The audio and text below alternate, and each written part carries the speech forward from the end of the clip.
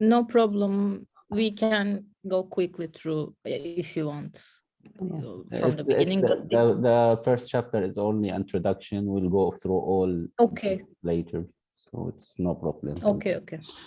Okay. Impact of sustainability. During the strategic management benefit, you have impact on sustainability. You analyze the triple bottom line, which is a profit loss relation in the organization, the social responsibility of the organization, and the environmental responsibility. Those are the strategic management benefits. We can move it through. Match between organization and environment. It will help an organization survive in unstable environment. Sense of organizational vision. Organization officials focus on strategic important issues. Rapidly change environment, innovation impact, how organization can shape the environment, globalization issue, and the sustainability issues. The organizational learning, the learning organization which have flexibility in strategy, can have a competitive and dynamic environment. If you are learning organization, you will be competitive in a dynamic environment because you are continuously learn and update and upgrade yourself. Learning organization is skilled at solving a problem, experimenting in new approach, learning from experience, and transferring knowledge quickly. This is the characteristic of the learning organization.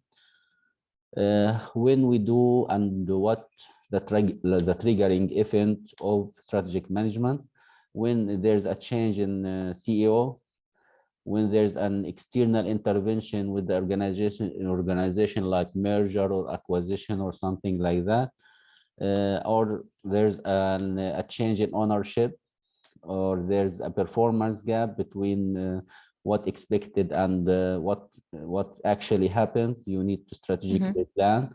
And if you have strategic inflection points, if there's some traumatic change or something that completely different from how you are doing business in the past, and how that business will be in the future, there's a strategic inflection point in the business.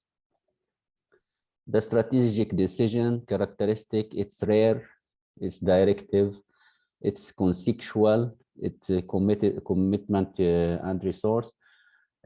So it's not like getting or having a decision. There's a consequences for this decision which need to, there's a commitment for resource and reserve resource for related to this decision. Hansberg classify the strategic decision as entrepreneurial decision, adaptive decision, planning decision, logical incremental decision. So by its name, entrepreneurial for the new things and the change inside the organization. Adaptive decision, it's the decision made to adapt to a new situation. The planning related to future decision, and logical incremental, how your decision is related to the incremental changes or incremental process inside the organization. The process of taking a strategical decision, first you evaluate the current performance appraisal, then you review corporate governance, then you scan your environment, whether it's external or internal scanning, then you formulate the SWOT analysis, generate alternative and select the best one of them. Then you implement what you are the selected alternative, and then you evaluate the implementation process. Okay. Are in a hurry. What the first chapter talking about, the definition of strategic management, what is included in the strategic management, the development phases of strategic management, the benefit from strategic management, the definition of organizational learning, the triggering event for strategic management, and the strategic decision. Any addition from your side to this chapter? No, I think no. It's very well organized. And for Hinsberg, I didn't know about him. He also have a contribution regarding the strategic decision. Yeah, yeah. Mhm. Okay. Okay, for chapter 2, in chapter 2, they mentioned the corporate governance inside the organization. Mhm. The corporate governance is the relation between the board of director and the CEO, the executive side of the organization, and the board of director of the organization, and more concentration on the board of director. What the role of the board of director, the composition of the board of director, um, how the composition of the board of director affect operation inside the organization, and what are the trends, and the executive leadership. Mhm. So corporate governance, it's the relation between board of directors and top managers and shareholders, which direct the organization. This relation and how it will organize, or how it's formed, it direct the direction of the organization, guide the direction of the organization. Yes. The role of the board of director, it's leadership, strategic planning for the organization, risk management inside the organization, do the succession planning inside the organization. A board of director is responsible for the sustainability of the firm. Board of director must ensure that you care that there's no harm done from the managers, uh, either it's profitably or economically or ethically. Mhm. Board of director monitor the development inside and outside the organization, evaluate the proposal that came to the board from the managers, and initiate and determine missions and the strategies of the organization. These are the character, or the rule of the board of the director. Okay. Continuum of the board of director, how the extent of involvement of the board of director with the organizational issue. It Mhm. ranges from the phantom up to the catalyst, and go through rubber stamp, minimal review, nominal participation, active participation, and finally the catalyst with complete participation in the organizational management. These are the continuum of the board of directors. The members of the board of directors might be internal officers or executive employees by the corporation, or external, may be executive of other firm. Mhm. So the board of director might be from internal of the organization or from external of the organization. Type of board of director, affiliate board of director, he is not employed, he handle legal or insurance issues. He's not an employee of the organization. He just handle legal or insurance issues. We call it affiliate board of director. Okay. Retired board of director member who was working for the organization and then retired, then he included in the board of director. Mhm. Family, when we are talking about family business or something like that, so the family members are the part of the board of director. Direct interlocking director, executive in one in the board, second of another. So he is someone who's CEO in one company and in a board of director of another company. Mhm. So we call it direct interlocking director. Indirect interlocking director is two corporations have a director serve on a board of a third. So you are a director of two organizations and you serve as a board of director of a third organization, so you call it indirect interlocking director. I don't know why they call it like this, but they call it like this. So we have affiliate, retired, family, direct interlocking, and indirect interlocking. The characteristics of good director: he challenge the management, have a special expertise with organizational work. He's available for outside meeting. He have experience in global issues. Mhm. He understands the firm key technology. So these are the characteristics of the good director: challenging the management, expertise, global issues, and technology. Yes. The size of the board of the director differed according to the rules, regulation, and from country to country. It's not important. It's Mhm. just no specific number of the board of directors. Yes. It's different from time to Okay. time, from geographic location to geographic location, and so on. So the trends in the board of director, individual director, when the board is composed of only one, a Mhm. smaller board, the trends are now to have a smaller board of director, not too many members. Mhm. Splitting between the chairman and CEO position, I don't know why they call it a trend, this one, because it's always like this, you know. Yes. There's a difference between the chairman of the board and the chief executive officer. Society expert positions to balance profit with social need.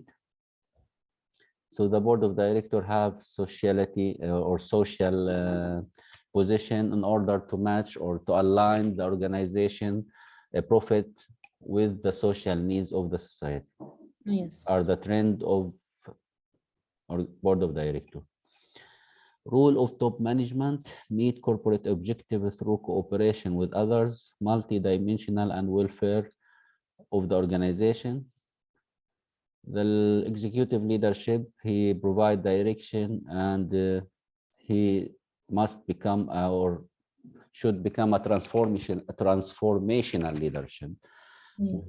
How he can impose and do the change inside the organization and manage the change inside the organization. Role of executive, he do a strategic vision, act as a role for other to identify and follow a role for other. He's a role model for other. Communicate high performance and confidence in followers' ability to meet these standards. So he set the standards for the organization and communicate these standards in order to improve performance and ensure that the followers will meet these standards. Strategic planning staff help CEO articulate strategic vision, help units articulate their functional strategy, analyze company strength and weakness, guide business unit through strategic planning process. This is the rules of strategic planning staff. Okay. So this is for the corporate governors. Any addition from your side? I think no. Actually, in the notes that I have sent you, the management is divided. We know that we have the top management, middle management, and first line management. And the roles of the top management, what they do, you can find their what they contribute. Actually, it's like the same thing, but in a different way. He talked about it. From where I get the notes, you can check them as well, so the connections will be easier to make. Also an easy chapter, I guess. This was an easy chapter. Yeah. The top management is responsible for maybe the corporate strategy or doing the overall strategy of the business, and the middle for the function strategy. Maybe Yes. the down management or the down of the line managers, what they call it, the bottom line manager, the bottom line manager are responsible for functional strategies, Yes. operational strategies, sorry. Yes, yes. Yes, this one. Okay. Chapter 3 is talking about social responsibility and the ethic, and I think the most important one here is the Friedman and Carroll for responsibility business. Friedman, he said that the main goal is profit. Do anything and do everything to maximize the profit of the organization. He didn't concerned about ethical behavior, or he didn't mention the ethical behavior. He concentrated that the main goal of the business is to make a profit. Unlike Carroll, which he defined for responsibility for the business, for the organization or the business has economical responsibility, legal responsibility, ethical responsibility, discretionary responsibility. The economic, he produced good and service of value for the society. legal, of course, obeying the law. Ethical, follow society beliefs regarding ethics. Discretionary responsibility, which is the voluntary obligation the organization assume that this is a voluntary issue that the organization must contribute in. So these are the most important issue, I think, regarding the social responsibility and ethics. Benefit of social responsibility give the organization ability to have to acquire or to ask for premium prices, enduring relationship with suppliers. If you have ethical, moral or high standard of ethics, the suppliers will love to work with you. Yes. Attract outstanding employees. The same as suppliers, you attract outstanding employees. Support from the public when hard time comes. Yes. These are the benefit of ethical or social responsibility. You do stakeholder analysis, maybe. This is another issue. Define who's your primary stakeholders and who's are the secondary stakeholders of the organization. The primary stakeholders, maybe those are who are in direct interest of the firm, close interest of the firm, like customers, employees, shareholders, or creditors. Those are the stakeholders that are very close to the organization, and the secondary stakeholders related to organization business, but maybe some distance between them, not direct contact, like NGOs, activists, local communities, competitors, and government. After you define your primary stakeholders and your secondary stakeholders, you do the stakeholders analysis, which map the degree of effect of each one of them on your business. So this is how you can map your stakeholder analysis, interest in organizational business, or the power over the organizational business. You might have low, high, and low, high. If you have low interest, the stakeholders low interest and low power, you monitor, just monitoring. If they have high power but low interest in your business, keep them satisfied. If they have higher interest in your business but have lower power, keep them informed, and engage closely and influence actively if they have high power and high interest in your business. So this is the map for your stakeholders analysis. Interesting. Reason for unethical behavior, code of ethics. The organization must have code of ethics inside it. Whistleblower, we already talked about it in organizational behavior. What's the guideline for ethical behavior? Utilitarian approach, individual right approach, and justice approach. Utilitarian approach is the action and the plan judged by consequences. So you judge how the is ethical or not according to the consequences of the decision or the behavior. If it's good consequences, then the behavior is ethical, or if it's not, then it's not ethical. Individual right approach. Individual right should be respected in all decision. Justice approach, decision must be equitable, fair distribution of benefit.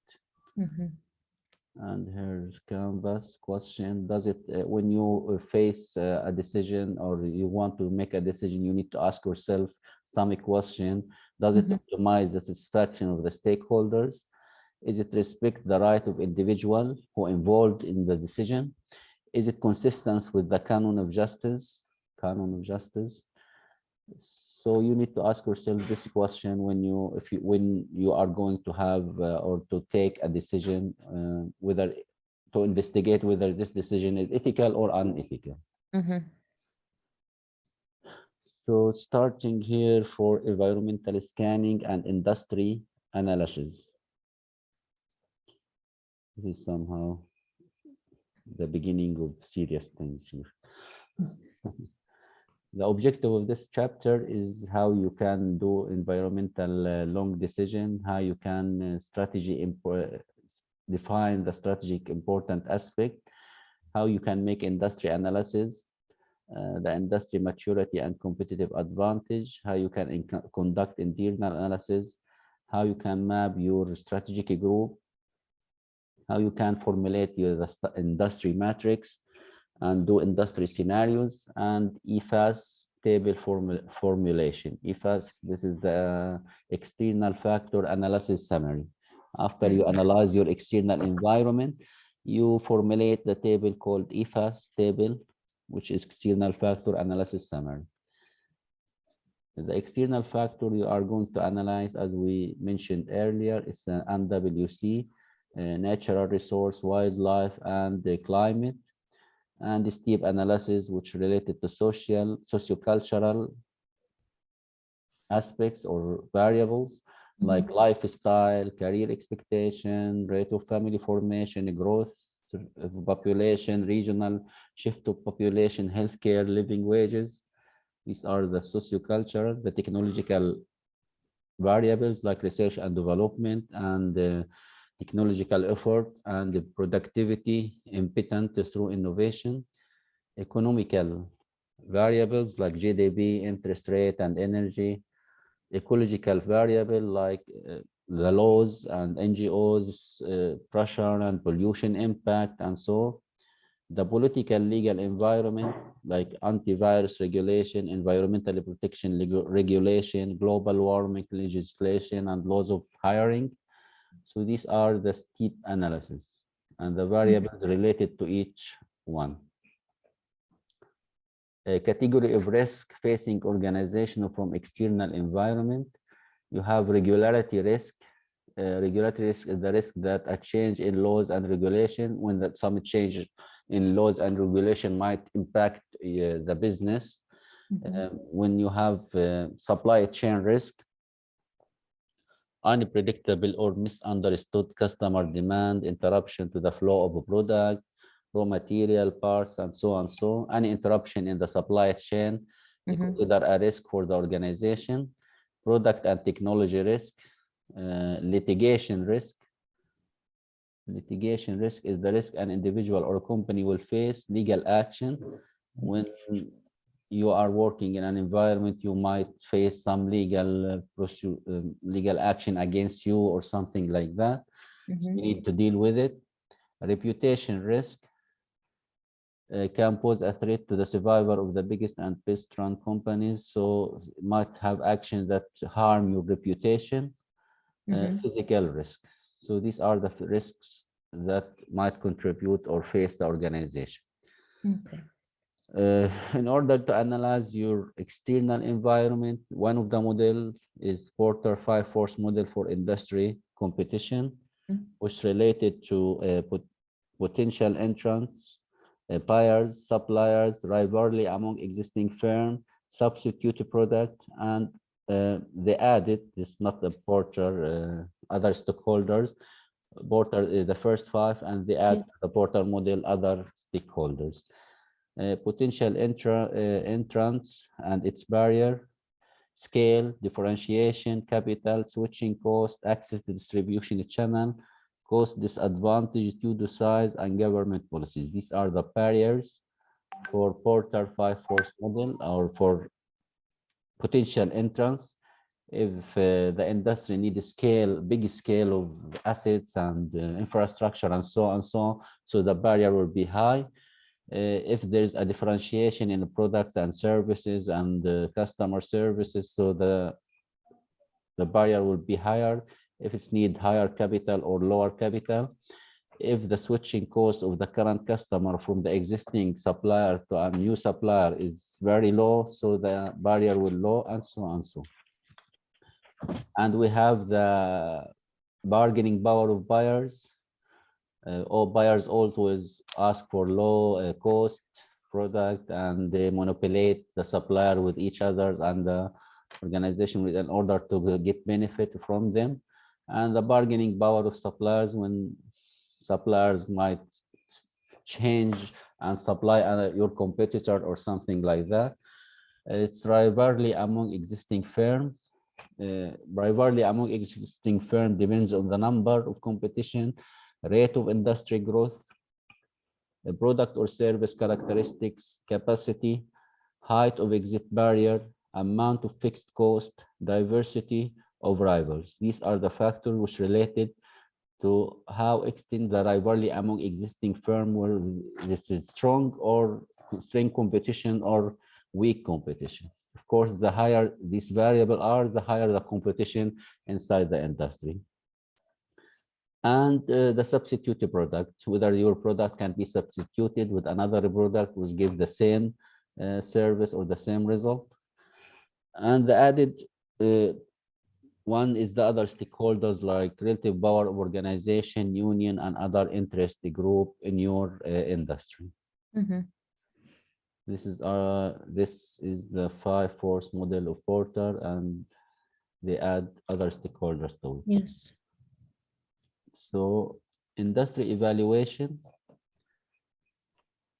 In your evaluation to the industry you are working with, you might work in a fragmented industry.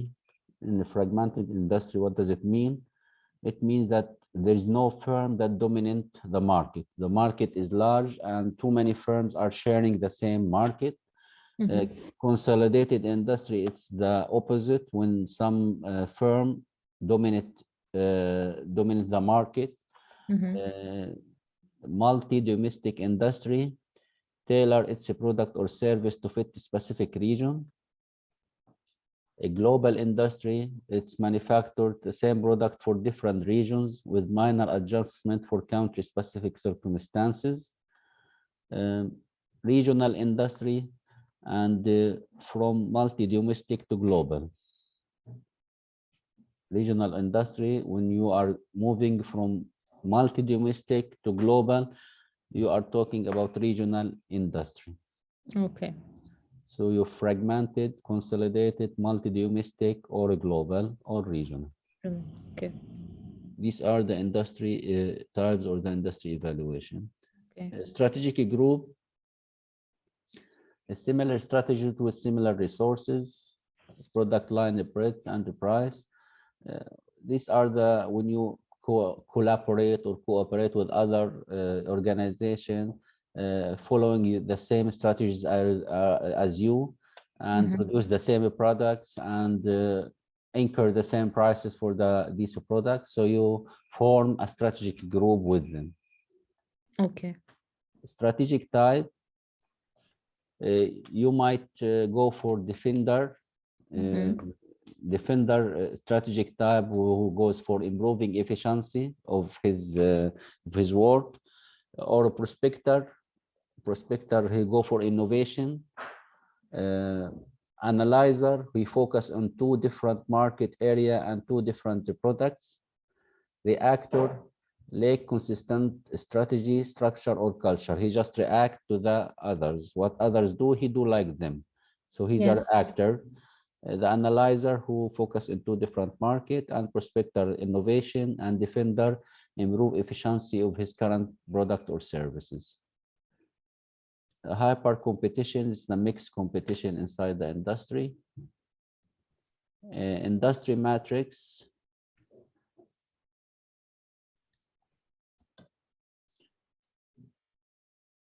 After you analyze the external environment, you set a key success factor and you weight them, and then you rate the competitor according to them, according to these factors.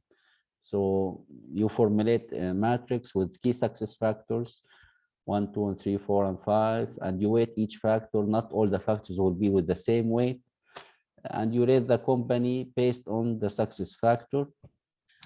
Company A rating as example, and then you, after you rate the company, you multiply the company rating with the weight in order to calculate the company A weighted score, and so on for the other companies.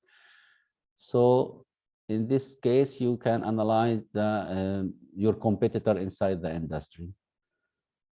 Competitive intelligence, it's about collecting information about other organization working in the same industry, or collecting information about your competitors.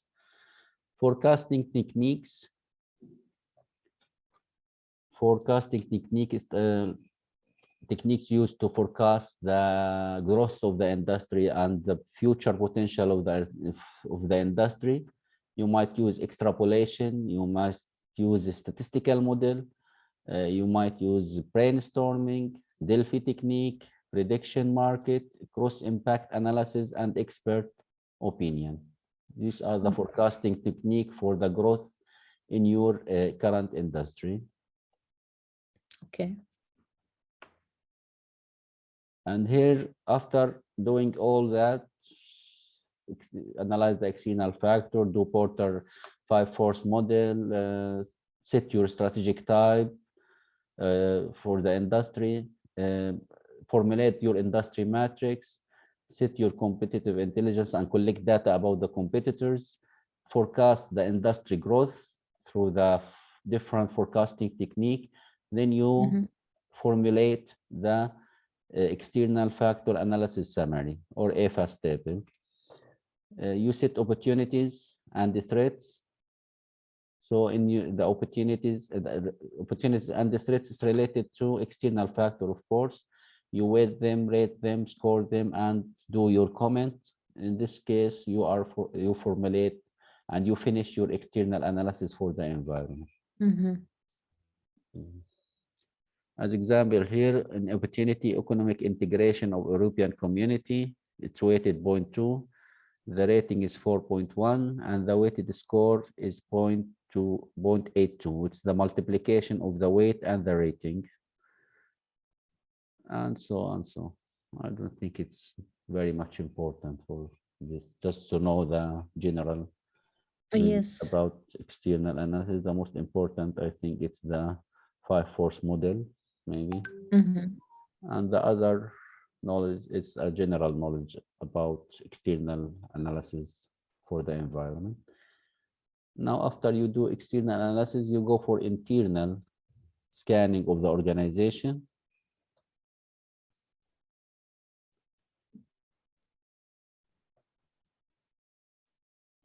What you did for the external variable, you do it for the internal variable. So we are going to talk about resource view of the firm, how the organization use value framework in order to analyze its competitive advantage.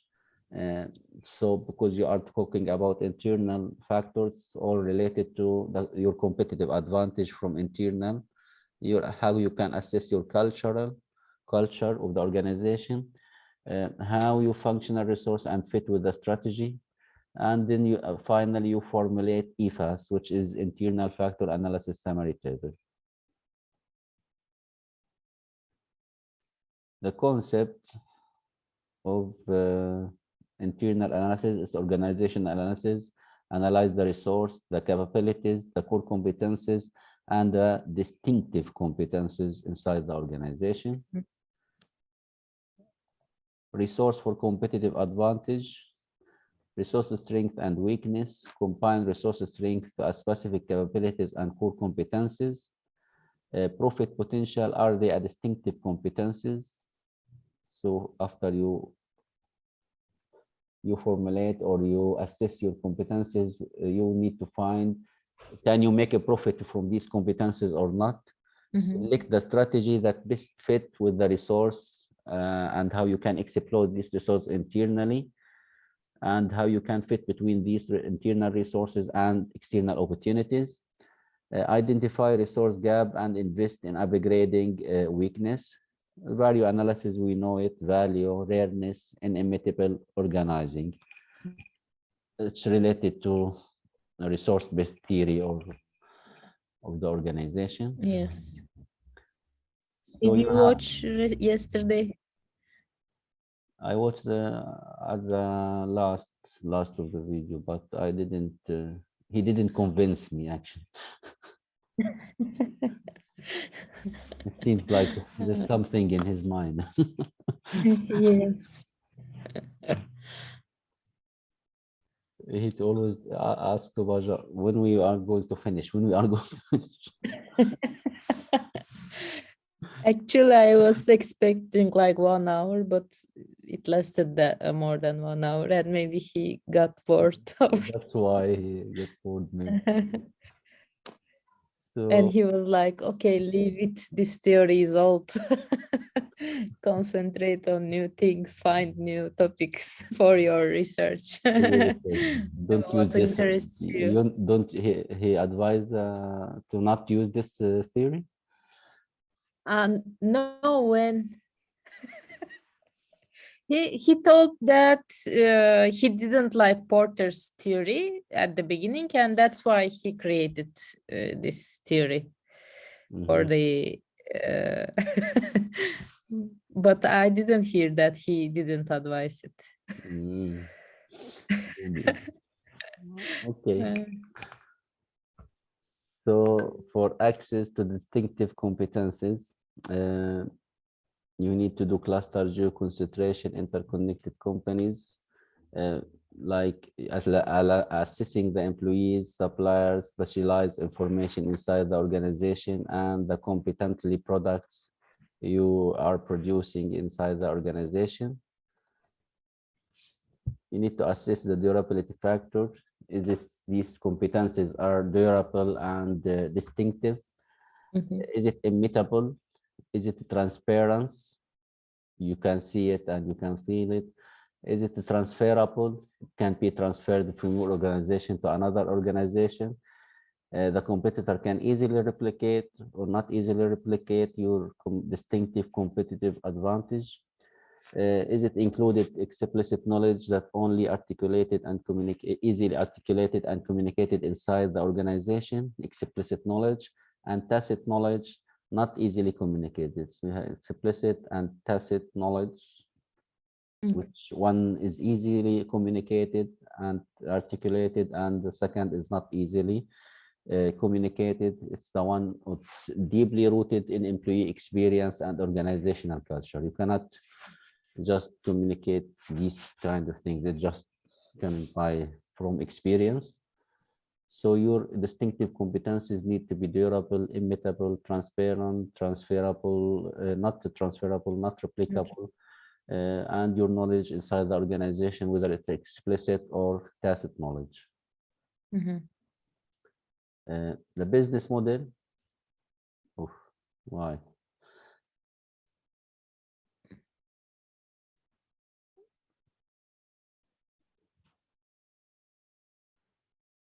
The business model, you formulate, or I don't know how it's related to ternary scanning.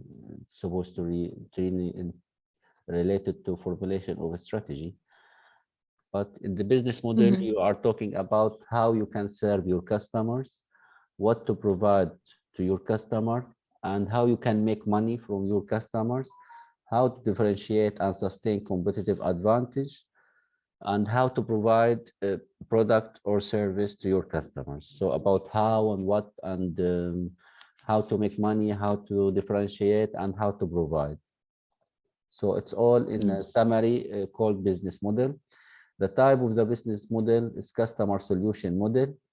Customer solution model when selling expertise to improve customer operation, like IT company, and it's provides software, very big software, enterprise resource planning. So you give a company one of your expert to stay in the company and to learn to train others to use the software. Because you go for customer solution model, or you can go for a profit pyramid model, capturing multiple market with multiple brand.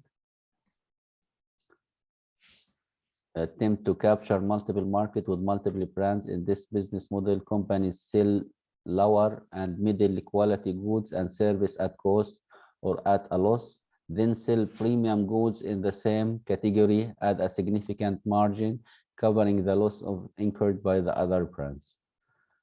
So might like iPhone or Samsung sell some items with very low cost and other items with high cost, and the total will be a profit. Yes. The profit pyramid model. Multi-component system instead model. Multi-component system. In the multi-component business model, companies offer a base product at cost or at loss, then sell complementary necessary product at high margin. It's like Gillette.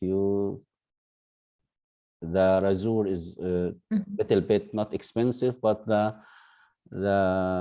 what you call it, there is a printer microphone, but the blades are very expensive, price more than the razor itself. Yes. So the multi-component system, it's the main product you buy it for low cost, but the spare parts are with higher cost. Advertising model. An advertising model is the strategic use for advertising medium with the goal of reaching a specific target audience, understanding the target market, help to create an effective message, and help to determine the appropriate advertising medium. When you concentrate more in advertisement and putting your brand all the time in the face of the customer, whenever he will see your brand or logos or something like that. So more concentrated in advertising. A switchboard model. Meta market switchboard model. Market switchboard brings together buyers and sellers based upon the activity the customer engage in to meet particular goal. Example, babycenter.com core benefit providing a single point of access for all needs related to child development.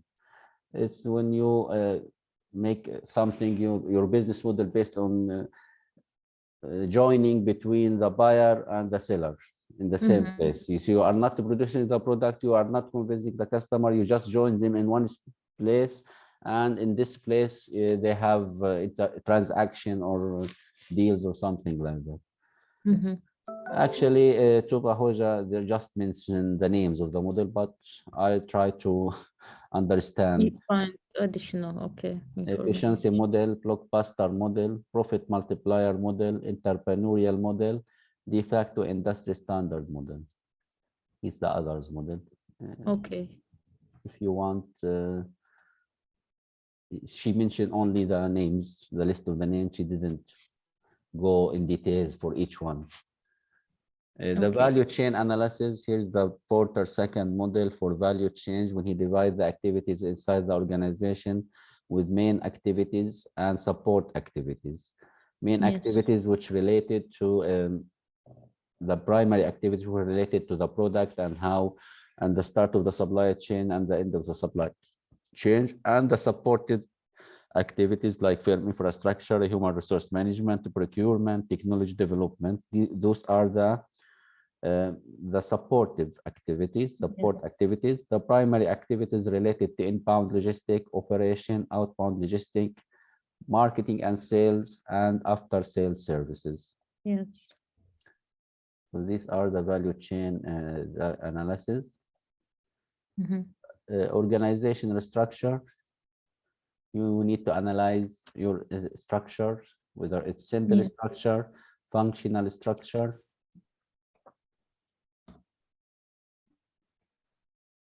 divisional structure, yes,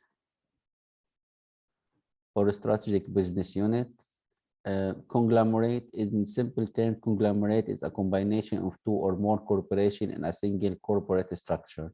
This form of a group of companies that usually involve a single parent company and different subsidiaries. So you have headquarters and you have different subsidiaries, and you make a structure to join all your companies.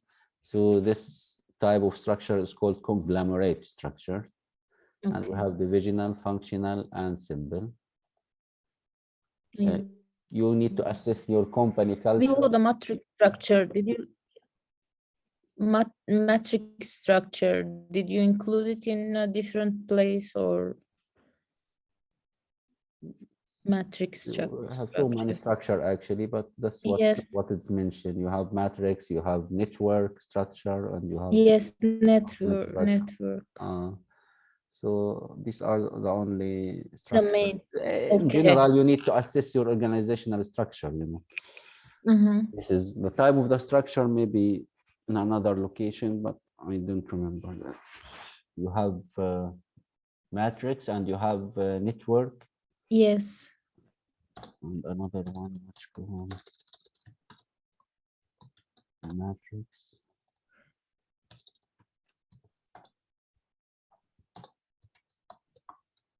Network.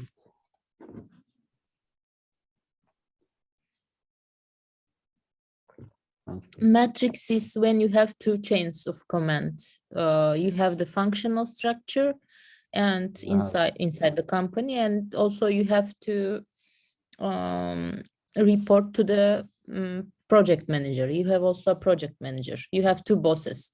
Especially sometimes your boss is only the functional manager, let's say the marketing manager, and you are making a project inside marketing, let's say function, but you don't have to answer to the project manager, but sometimes you need to report to both of them. Weak matrix, balanced matrix, and strong matrix. I think they were like this. Yes. Two chains of command. This is the main You point. have Two chains of command. administrative posts, and you have technical posts, and they use it Yes. when the organization are based on a project based. Yes. Yes.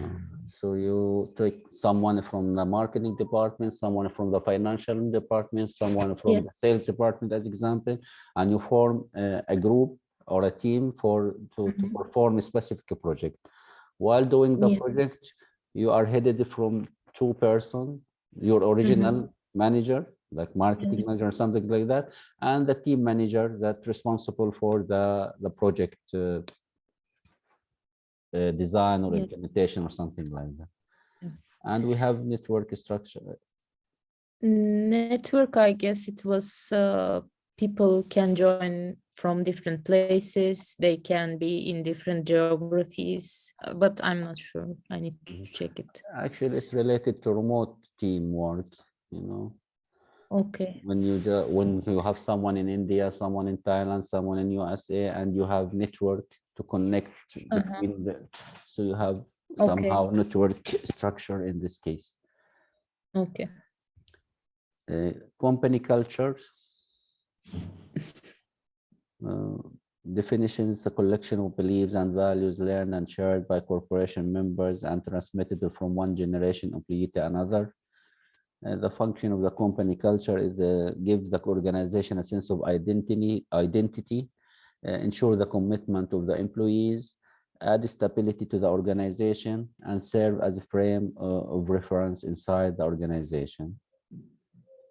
These are the benefit or the function of the organizational culture: identity, commitment, stability, and the frame of reference. Okay. Strategic marketing issues. You need to identify your marketing positions and analyze the four P's of the marketing. Yes, product, place, promotion, and price. And you need to analyze your product according to the product life cycle, whether you are in the introductory phase, the growth phase, the maturity phase, or in the decline phase. You need to assess your brand and corporate reputation. And these are also the variables that related to strategic marketing issues. 4 P's and product within the life cycle of product life cycle curve. And you need to assess the strategic financial issues like your financial leverage, ratio of total debt to total assets, and the capital budgeting, analyzing of possible investment in fixed assets, and how the company is doing financially, a financial performance. And your research and development also, and operation, whether you have intermittent system. It's normally processed sequentially, but the process might vary. Continuous system, work laid in a lines like production lines or assembly line. Operational leverage, impact of a specific change on sales volume and income. You need to have analysis whether you are using a team or how extent you are using a team or not, whether your team are autonomous. Autonomous team is a group of people work together without supervisor. Is it a cross-functional working team? Various disciplines involved in a project from the beginning. Is it a concurrent engineer, specialized working side by side, or is it a virtual team? So you need to analyze the group working together with it autonomous, functional, concurrent, or virtual. All of these are part of your internal analysis. So you analyze the structure, the culture, the marketing issue, the financial, the research and development, the operational issues, and the team inside the organization. And you need to analyze the quality of the working life inside the organization, whether it's participative in problem solving, whether it's restructuring the work, introducing innovative or improving the work environment. And you need to analyze your supply chain management, forming of network for sourcing raw material, manufacturing product, creating service, storing and distributing the goods, delivering them to customers and consumers. So these are all the internal aspects that you need to be analyzed inside the organization in order to form the EFAS, which is like IFAS or EFAS, internal analysis matrix and an external analysis matrix. So these are the factors. An addition from your side for internal scanning inside the organization? I think it's very well organized. Just did you took it from the book or from the presentations? From here and there. Okay. So when they ask, if they ask, what are the internal analysis components, we can say all of them, just very well organized.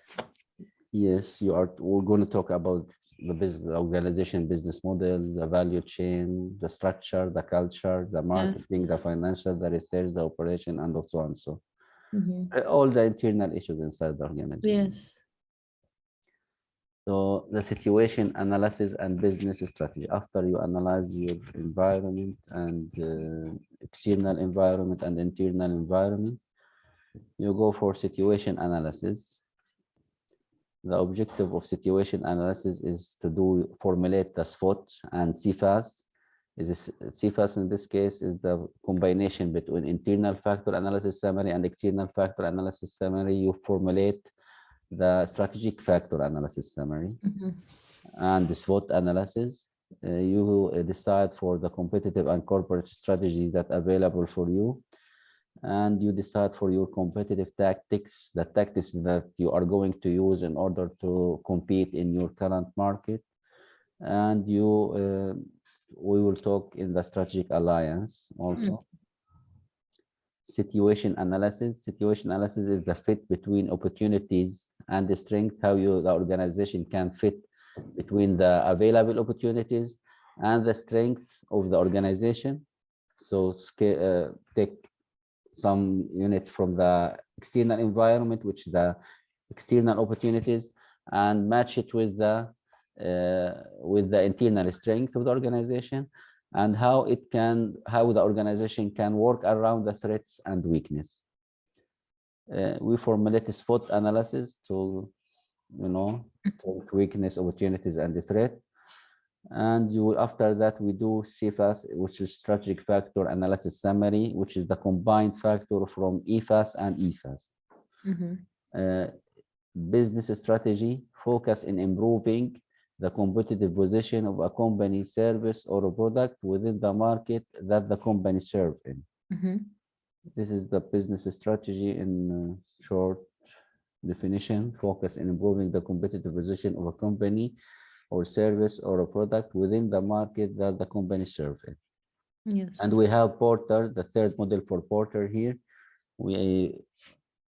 we go through 5 force model and supply chain model. The third model is Porter competitive strategy model. In Porter competitive strategy model, he put the organization for 4 choices, whether to go for cost or differentiation, or cost focus or differentiation focus. Yes.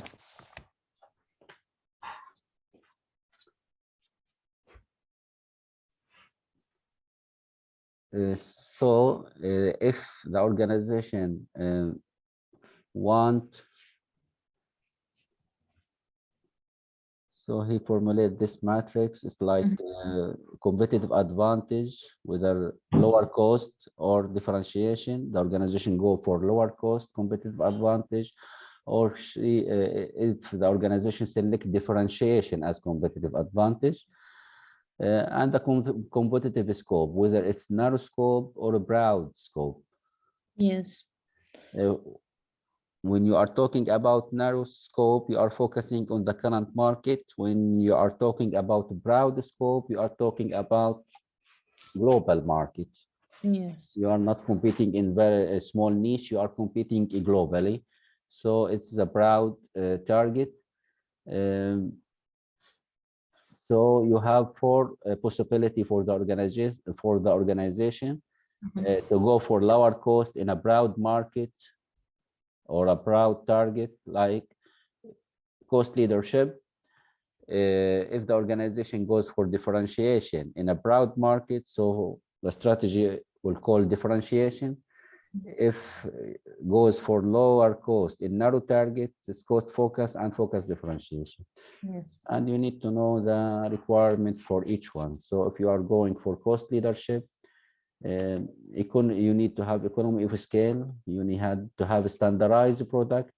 You need to be effective in managing your cost. You need to have a good suppliers and continuous supply of products. You need to have a good procurement strategy that emphasizes the lower cost.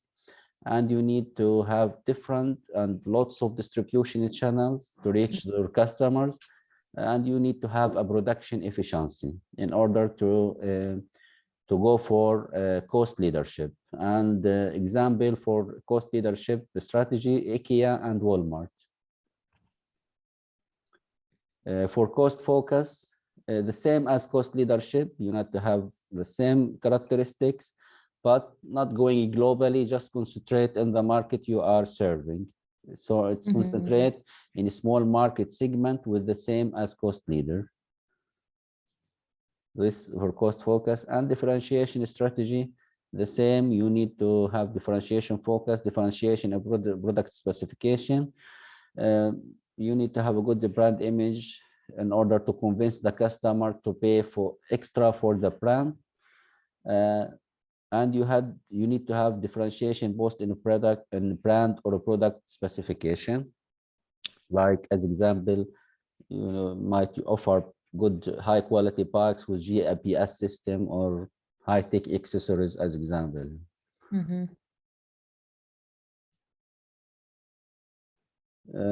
Also, Porter warned the companies that do not have one of these 4 strategies. You need to have one of these four strategies and to concentrate on it. These are the warning, and here are the differentiation focus. I think the same as differentiation. This is the same. I think it's repeated again. Same as before. So the risk, of course, you need to manage the risk, especially in the price and differentiation. You need to manage the cost when you are going for differentiation issues. You need to select one strategy and concentrate on it. You don't want to stuck in the middle. Either you are a cost leadership or a cost focus or something shallow in between these strategies. You need to find a position and you concentrate on it. These are the risk in Porter competitive strategies: cost leadership, differentiation, cost focus, differentiation focus. Any addition from your side? Actually, I have my notes, but I understand it better with this diagram. Also, I draw the diagram, but now I understand it better. And also I have the hybrid strategies. They use the differentiation and low cost together. They achieve low prices through cost leadership, it says, and it gave here in my notes the example of IKEA, which is in your cost leadership, I guess. Leadership, yes. They do cost leadership using products where they made in China or Malaysia. So they produce it somewhere else to reduce their unit costs. Mhm. Also, they have high volume of economies of scale. They reduce the storage space because their furniture is flat packed. Also, they have fixed cost because their stores are out of town and maybe they are paying less. And they also, we said that, use differentiation, two strategies, low cost and differentiation. For differentiation, IKEA, it says that their design is unique. They have a strategy where they make, let's say, when they are selling in Turkey, they are offering some products which will be in line with the customs in Turkey. Let's say localization of product range, it says. And targeting, they target the young global middle class. This is the differentiation strategy they use. I think this is what I can say, hybrid strategy, but they may not ask about it. Maybe they ask how we can combine between differentiation or Yeah, maybe. and give example about that. Yeah. So good to know. And also this stuck in the middle when you don't know if you differentiate or you go low cost. This is also what you have mentioned. Mhm. They suffer from competitive disadvantage. Yes. These companies. That this is like what I can say. Okay. In the cooperative strategy, Mhm.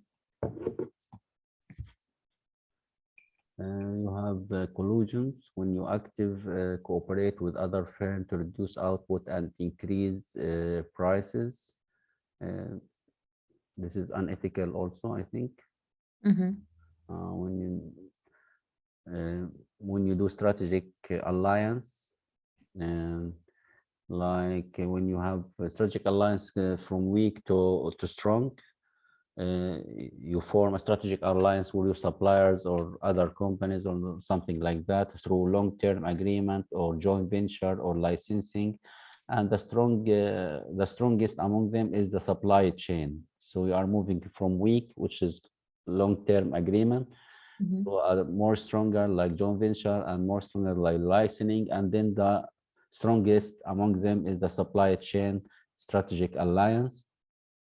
Okay. Why to form a strategic alliance? To learn from other organizations, to have access to another market, or to reduce financial and political risk. You go for strategic alliance to distribute the risk between you and the other organization you're doing alliance with them. Type of strategic Mhm. alliance: mutual service consortium, like similar companies and similar industries put their resource together and in order to have access to advanced technology. So mutual service consortium related to similar companies working in similar industries in order to join their resource together and have access to advanced technology. You might do a joint venture, cooperative business activities. Joint venture might happen between two or more organizations, and they form a new business entity. New company will be formed from this joint venture while preserving the original identity of the two or more companies. Licensing agreement, and when the licensing other agent to sell your product or service in another location.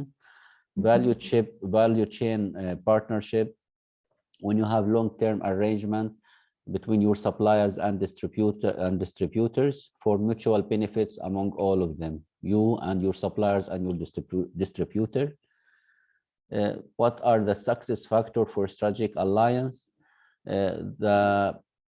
The parties involved in the alliance must have a clear strategic purposes, and the strategic alliance must carry a value for all the organization. Fitting partner with complementary activities, so your partner must complement your activities, not just doing the same activity as you. Allocate tasks based on specialization. Exchange a human resource. Minimize conflict between the partners. Have long-term horizon. Be flexible to negotiate the term of cooperation. And all the parties included in the strategic alliance must have exit strategy from this alliance. These are the success factor for the strategic alliance. Okay. This will conclude chapter 6 for situation analysis and business strategy. Any addition from your side?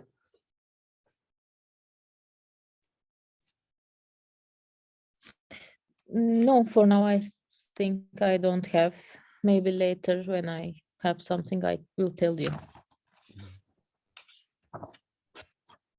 Okay, chapter 7, strategy formulation or corporate strategy. The objective of this chapter is to study the three aspects of corporate strategy, whether to growth, stability, and retrenchment, vertical and horizontally growth, concentric and conglomerate diversification, a strategic option to enter foreign country, portfolio analysis, and parenting strategy. The corporate strategy, we have three corporate strategy: the directional, the portfolio, and the parenting. The directional strategy, whether to grow or to stabilize or to retrench. The growth strategy related to expansion of company activities, whether in the same market or another external market. It happens through merger, acquisition, or concentration strategy.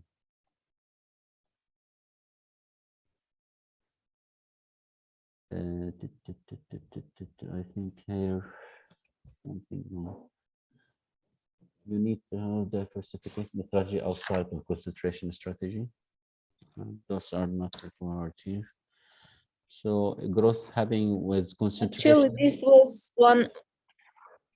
this was one of the written questions, I think. Yes. No, the last time.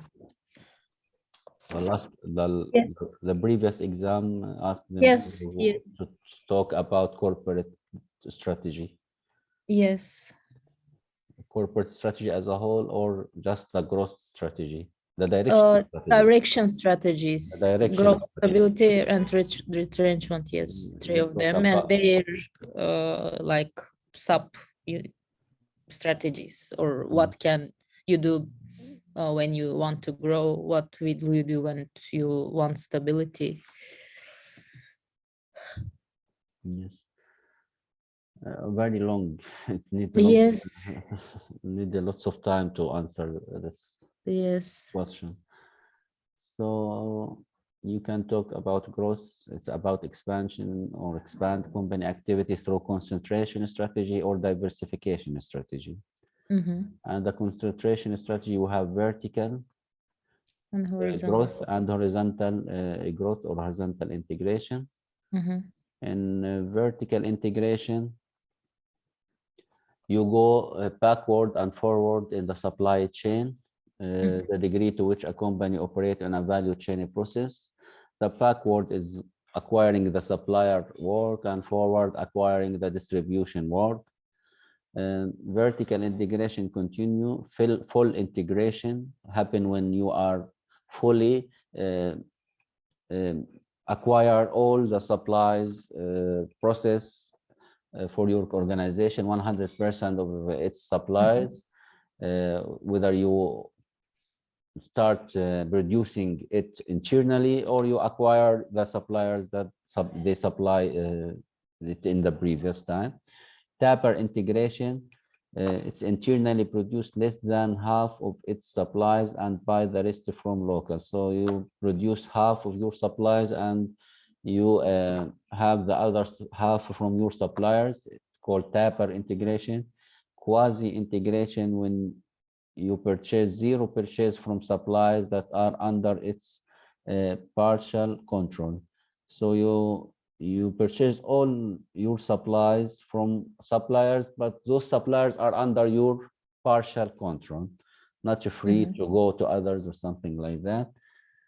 Long-term contract, it's agreement between two firms to exchange supplies for a specific period of time, somehow for 1 year, 5 years, or something like that. You, for vertical integration, continue. You have full integration, 100% of the supplies. You have Tapper integration, half and half. You have quasi integration. You produce zero from your supply, but the other suppliers are under your partial control. Long-term contract, when you are go with agreement to with suppliers for long term of time or specific period of time. This is the vertical integration and its type. Yes. The horizontal integration, it's when you acquiring the task of your distributor, when you are reaching your customer directly. You don't have a mediator here in this case. You're reaching your customer directly. This is called horizontal integration, and you might do it defensively. You go to other geolocation. You expand or your product set offers to one market, and you do international entry options.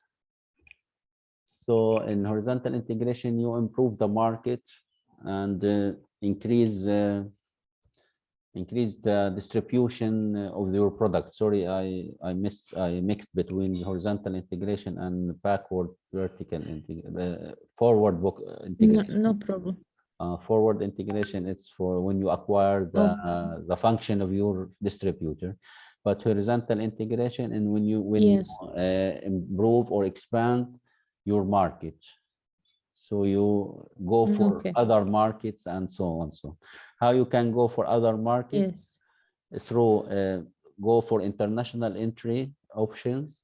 You go for international market by exporting, by licensing, by joint venture, through doing franchising, through acquisition, through turnkey operations, build, operate, transfer contract, and management contract.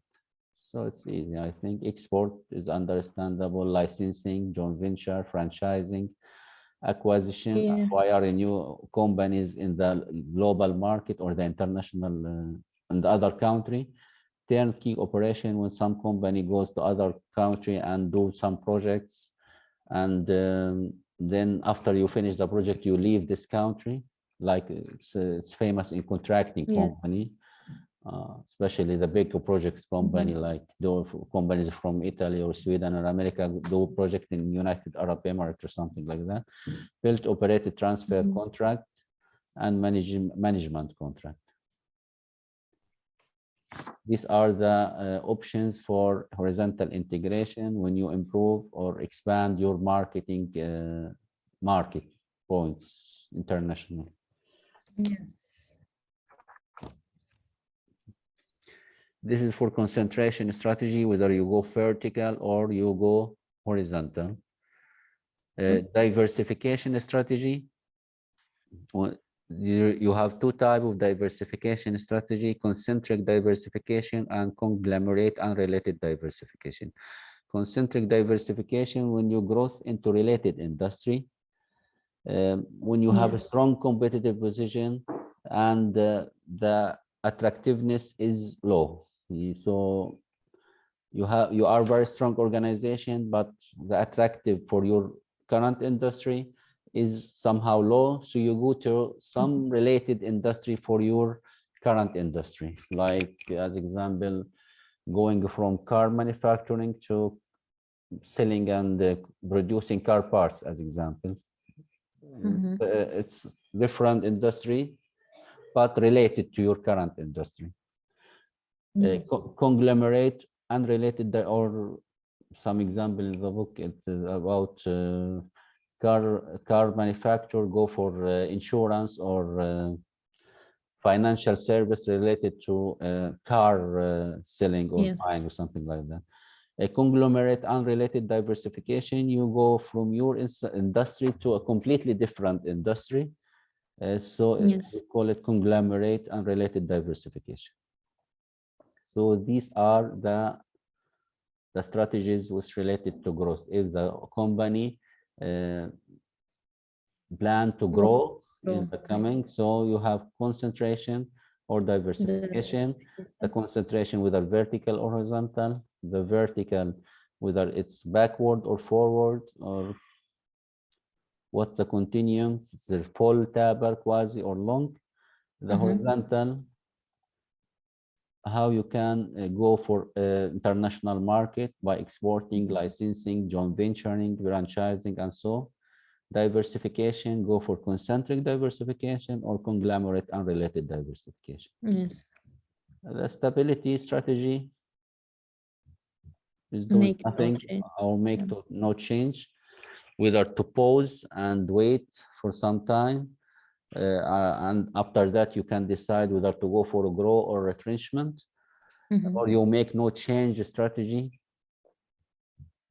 Just preserve your status quo of the current position of the organization, or you go for a profit strategy through cutting cost and laying off some employees, reduce your cost in order to maintain the current profit position. These are the three types or the three strategies to be used if you decide to stabilize the organization.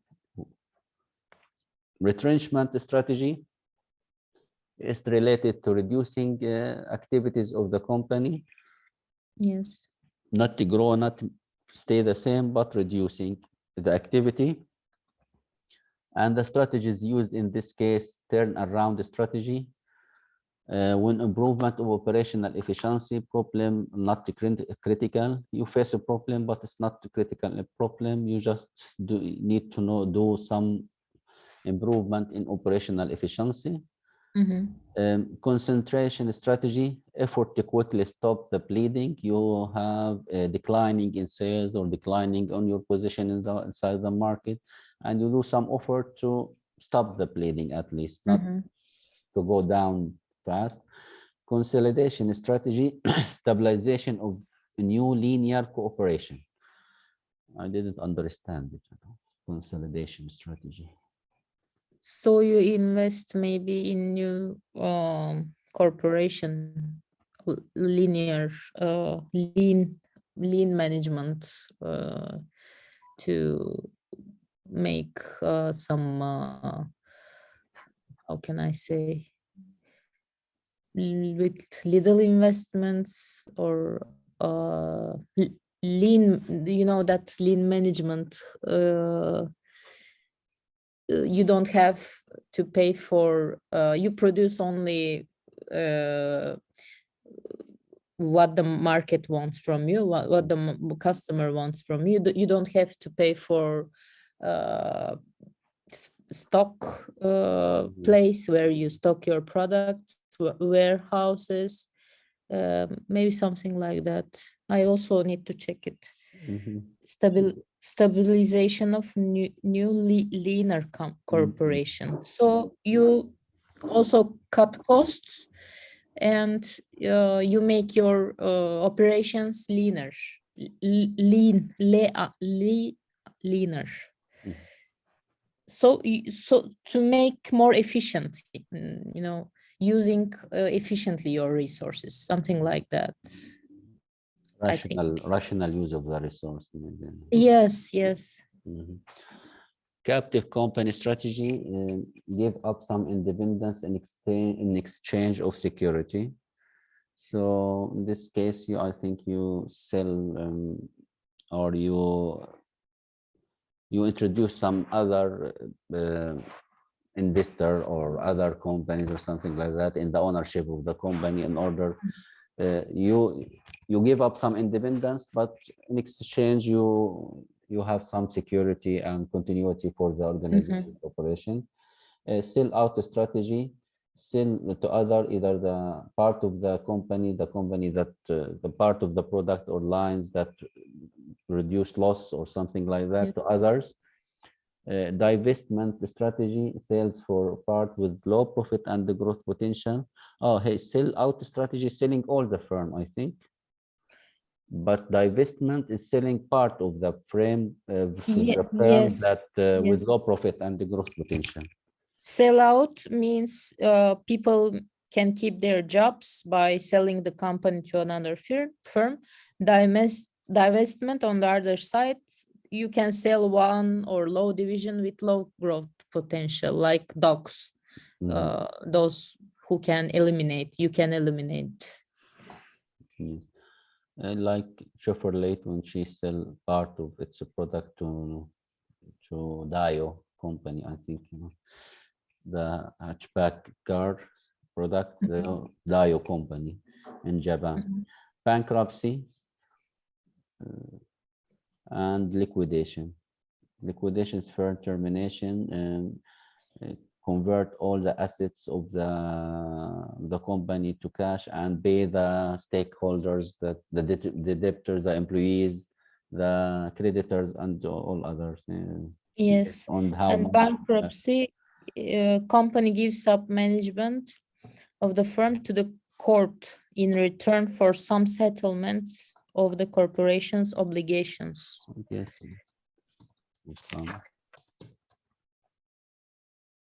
Liquidation management terminates the firm. Still But all you, to court to get some money, maybe to pay for your obligations.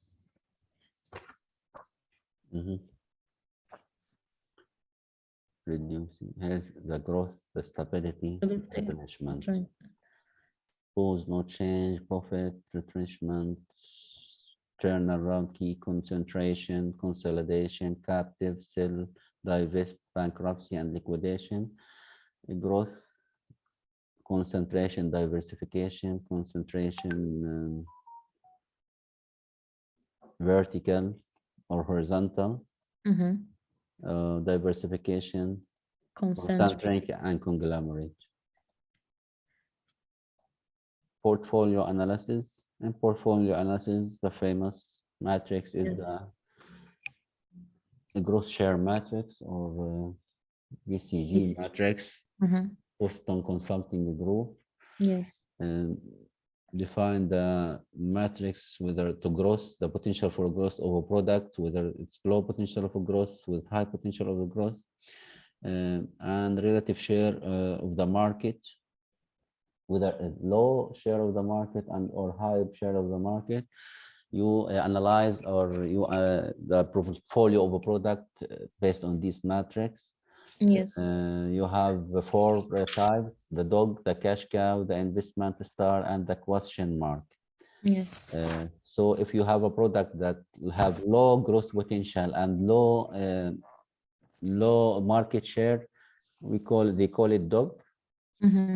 And if you have a product with low growth potential but high market share, they call it cash cows. And if you have high investment star, and if you have low growth potential, low market share and high growth potential, it's a question mark. Yes. And how you can the characteristics of each section of the matrix. As example, in dogs, strategies with the declining net inflows, failing to differentiate the assets manager in the market, need to be profitably reinvented packaged, or exited. So you Yes. need to drop the dog product because of their position, or you try Yes. to investigate about it more. Cash cow, high market share, low market growth, products that bring more money for the company. You need to acquire market share. So you need to sell more of this product because they don't have a growth potential. So you need to collect as money as much as possible, Yeah. For the star product, market leaders peak of product life cycle with still a potential for more growth in the future. So the products in its peak with high growth potential and high market share. So you need to invest heavily in this product. Question mark, high market growth potential but low market share. New product with the growth potential but need investment to turn it to cash cow. So you need to invest more in this product, whether in advertisement, in the development, or so on, because they have very good growth potential, but at the meantime, they have low market share. So you need to invest somehow more because there's this type of product have good potential to grow in the future. The limitation for BCG matrix, it's high and low scale, very simplistic scale. They use very simplistic scale, the low and high scale. The link between market share and the profitability somehow questionable among the researcher. They just sometimes you have good market share but low profitability. Limitation in growth rate is one aspect of industry attractiveness. So BCG didn't mention the other aspect of industry attractiveness. Yes. The market share is one aspect of competitive position. These are the limitation of the and the explanation of BCG matrix. Yes.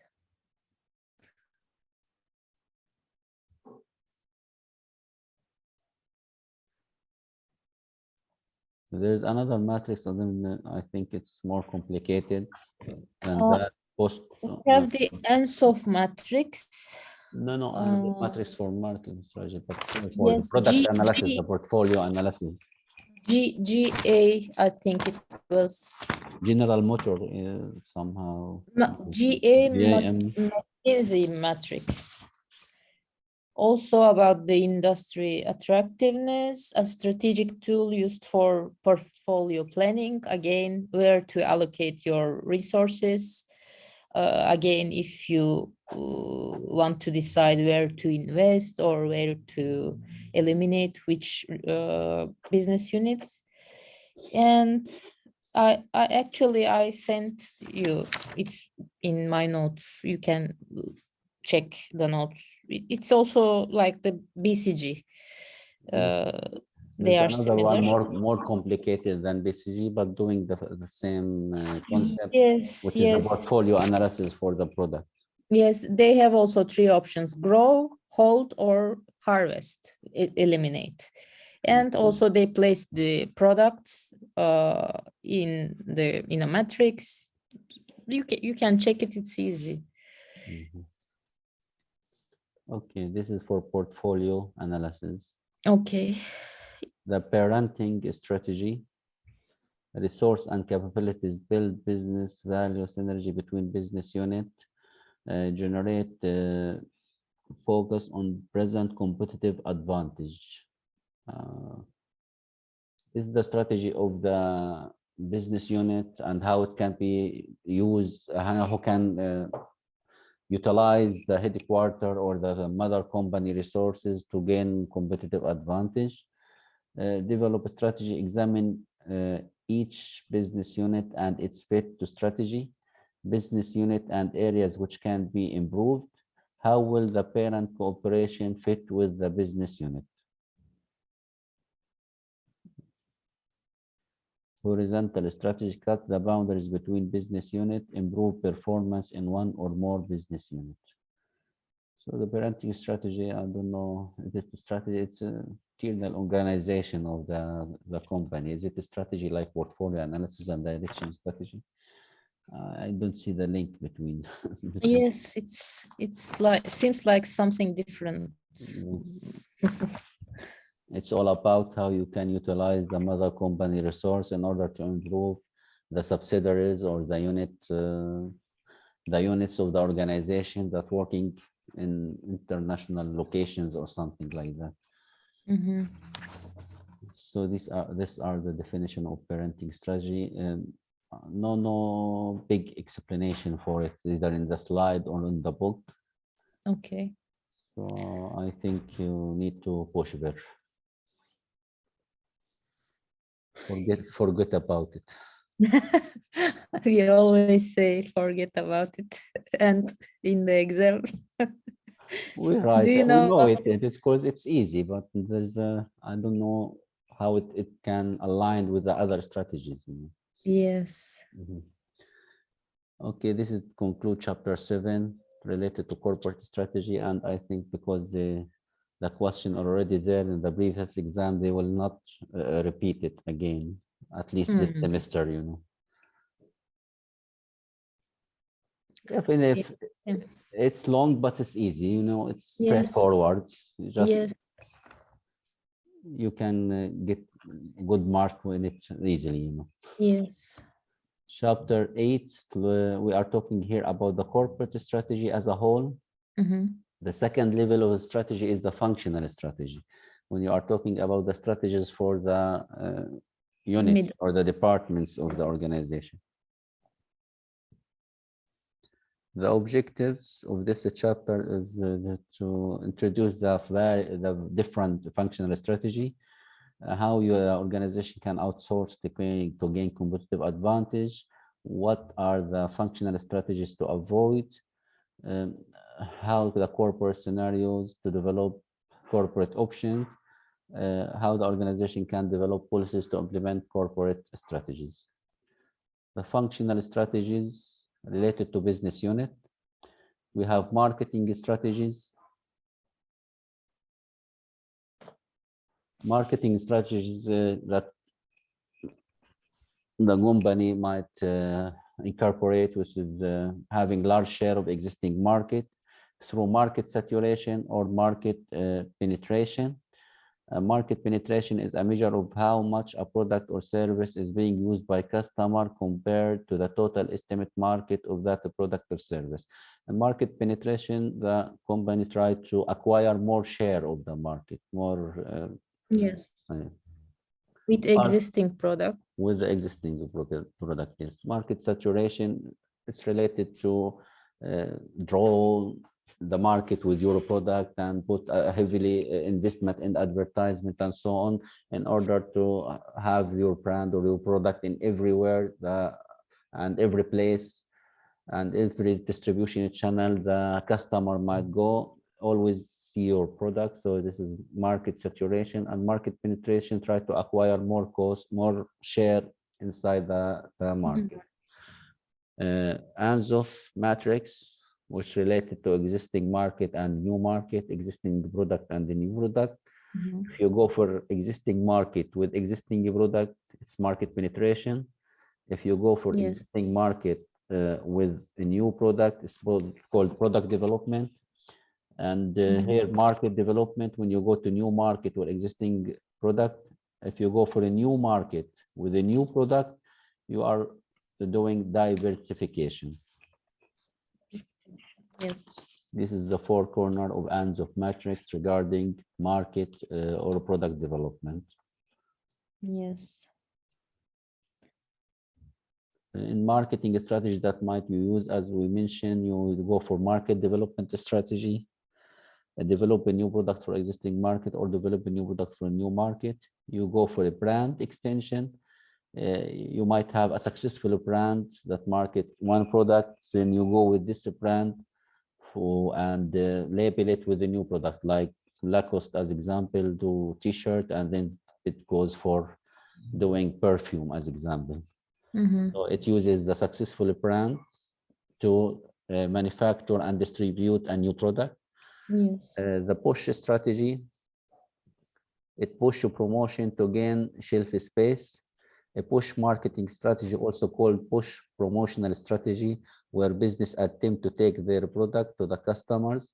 In a push marketing strategy, the goal is to use various marketing technique or channels to push their product in order to be seen by the consumer starting at the point of purchase. Put my product in front of the customers. It's somehow related to market saturation strategy. A pull strategy adds to pull product through distribution channel. A pull marketing strategy, also called a pull promotional strategy, refers to the strategy in which a firm aims to increase the demand for its product. So here in push, you put the product in the face of the customer. Here in pull strategy, you convince the customers to buy, consume more product or more product from more quantity of your product. Scheme pricing is related to the strategy when you pricing approach, when the product set a higher introductory price to attract buyers with a strong desire for the product and the resource to buy, and after that you gradually decrease the cost, like what iPhone use as example. When the initiate the version of the new iPhone, they put it in a higher price and then they gradually reduce the cost. Penetration strategy is the opposite. When you penetrate the market with a low price used by business to attract customers to a new product or service by offering a lower price during its initial offering. The lower price help a new product or service penetrate the market and attract customer away from competitor. So you scheme pricing, you start from higher prices and you decrease it gradually, and penetrating a pricing, you start with low cost. Yes. Strategies to avoid: follow the leader, hit another home run. Oh, sorry. This is the market. Yes, financial. We have financial. We have financial strategy, leverage payout, debt financing, or reverse stock split on half for the same total amount of money. So you finance your operations through debt, or you split your shares for the same amount of money. Research and development strategy, whether you decide to become a technology leader, the first one who invent the new technology, or you follow others, or you have open innovation, alliance with labs, university, government to apply a new technology.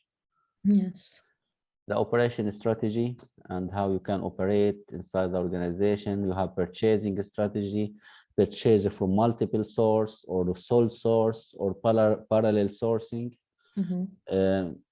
You have logistic strategy, flow of material into or out of a production process. The trend in logistic strategy: centralization, outsourcing, and buying from the internet. This is related to logistic strategy and how the supplies are flow inside your stores or your organizations. The human resource strategy, whether to use the fast food strategy or the skilled strategy. The fast food strategy is like you need too many workers with low skills, or you need skilled workers. Informational technology, follow the sun strategy. I forget it. What does it mean, follow the sun strategy? Follow the sun strategy, I think to acquire the technology that is updated and upgrading and available in the market, up to date information technology. Sourcing decision, outsourcing. The disadvantage of outsourcing: customer might complain. Look to long-term contract, you might enter into long contract. Lack of ability to learn new skills, lack of cost saving, poor product quality. The error to avoid in outsourcing: outsourcing the wrong activities, outsourcing from the wrong vendor, or writing poor contract with the outside provider. Lack of control over the outsourced company. and lack of exit strategy. These are the errors to avoid when you decide to go for outsourcing. Offshoring is to outsource or to seek services from From abroad. outside, abroad, yes. Strategies to avoid, here we review the different functional strategy, starting from marketing, financial, research and development, operation, purchasing, and so on. So Yes. how the strategies you need to avoid is follow the leaders, and when you are trying to compete with the giants and to do that like they are what they are doing in spite of Yes. your capabilities and abilities, hit another home run. It's mean like when you just do a strategy that intended to damage the others and then move from the market before the other do retaliation for you. Arms race, this also when you are doing competing with big companies, do everything by yourself. It's impossible. You need to concentrate on how you can delegate or outsource some Yes. activities. Losing hand. Losing hand, I forget what about it. Maybe losing your power in some of the functional strategies. I don't know. Losing hand Maybe. strategy. This one also. Also Tuba Hoja mention it without Explaining. without explanation. Yes. Okay. Strategies to avoid. You need to select the best strategy by doing corporate scenario, use budget and balance sheet to assess the strategy and its long-term effects. So you are now formulating the corporate strategy and the functional strategies.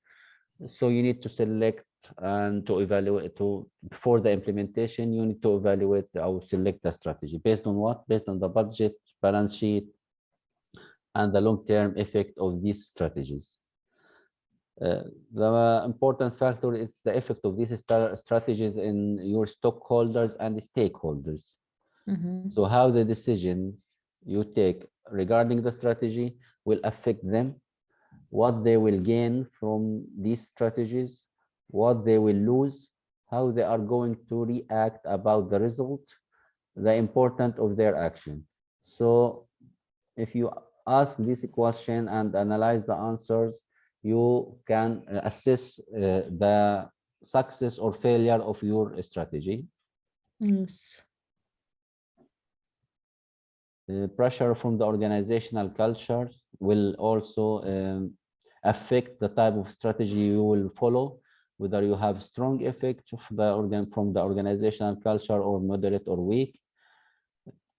You need to avoid the trap by assigning devil advocate who assess all the pitfalls and the problem that might happen because of implementing a specific strategy. Dialectical inquiry, you need not to stuck with one proposal for the strategy. You need to do 2 or maybe more proposal for strategy, and you do assumption about which one could be the best one to follow. So we might ask about devil advocate. Yes. Develop policies, set boundaries for the strategy, guide employees how to implement the strategy, and do best practice for strategy implementation.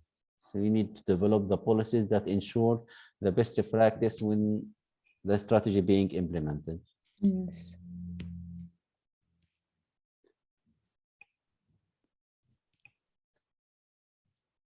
So for chapter 9, any addition from your side for chapter 8, functional strategy and strategic choice? No, again, very well organized. I like it very much. So we have chapter 9. Chapter 9, implementation, organizing for action. The objective of this chapter is develop a program budget, synergy during implementation, The stage of development for the strategy block to change from one stage to another.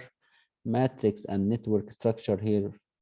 When you're organizing for implementation, maybe you need to modify your structure based on the strategy. So you might go for matrix, or you might go for network, or you might keep your own structure as it is. Here about Six Sigma, re-engineering and job design requirement for strategy implementation. You might need centralization of a process or decentralization of the process. The strategy implementation, all the activities need to execute the strategic plan. Who is going to do, what must be done, how it's going to be done. So in your implementation strategy, our strategy implementation, you describe and you assign all the activities, who's going to do it and what he's going to do and how he's going to do. The problem associated with strategy implementation, it's might need more time than expected or planned. You might anticipate a major problem that you didn't took it in your mind while doing the strategy. You might have ineffective coordination between the units that need to implement the strategy. You might have competing activities and the crisis, insufficient employees' capabilities to implement the strategy, uncontrollable external environment, or poor leadership, or inefficient information system. Yes. These are the problem related to strategy implementation. Okay. Everything is clear, I think. Yes, yes. Okay, for the problem, you need to develop a program, budget, and procedures. The program is a collection of tactics that needed to be to implement the strategies.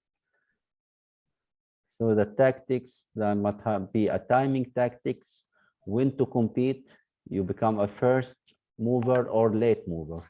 Yes. You lead the market, or you lead the change, or you wait. This is the timing tactic. Market location tactics, where to compete.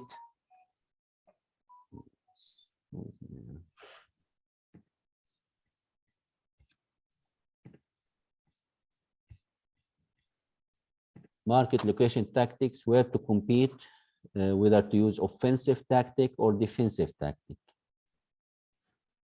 Offensive tactic, when you enter the market dominated by other competitors. So you attack another competitor market. You might go for a frontal assault, matching your process to leading a brand. So you go enter the market. I want the bigger one of you.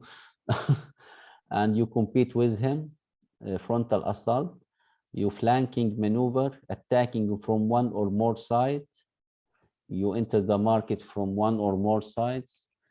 Bypass attack, attacking easier market of the competitor. You know, you analyze which market is weaker, or the competitor neglected or something like that, and you attack from this point. Enderlement, what is Encirclement. Encirclement. An encirclement attack strategy is where you attack a competitor in several fronts at the same time in order to disrupt them and take market share. So you attack from different points in order to disrupt them and gain market share from different locations.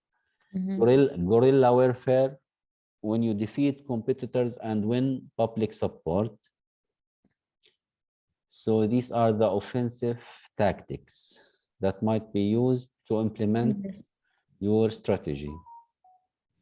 The defensive tactics, when you defend your boundary inside your market, when you might go for raising structural barriers, increase expected retaliation, lower the endorsement for attack. It's raise your boundaries or raise structural barriers that prevent other competitors from going or attacking you in your market. Yes. These are the programs and the tactics, and here's Then the offensive strategies is somehow Mhm. frontal, flanking, bypass, encirclement, guerrilla warfare. I think we need to somehow memorize this. You attack from the front, let's say from one side. From Encirclement, you attack from, let's different say you have a circle and the competitor is inside the circle, you attack from everywhere. bypassing, it's go for the easier part of the competitor market. Yes, Fla- flanking. Flanking one or more. More, okay. And guerrilla from, guerrilla. When you defeat your competitor, Yeah, and you gain support. you gain public support. Yes. Encirclement, bypass, attack, flanking, frontal. Offensive tactics. You can explain the tactics without mentioning the names. If you forget the names, Yes. Uh, Yeah. you need to have a budget tactics, procedural programs, and you need to have synergy and share know-how among the employees and how they're gonna implement the strategy, especially if there's a new vision or a new perspective in your strategy. Coordinate the strategy between the different units, because not one unit will be responsible for implementing the strategy. Different unit will be responsible for implementing the strategy. So you need to coordinate between them. Shared tangible resource among all the unit included in the strategy implementation. You need to somehow use economy of scale and not to use resource extensively without getting benefit from it. Pooled negotiating power. What does that mean? Pooled negotiating power. New business creation. The last two.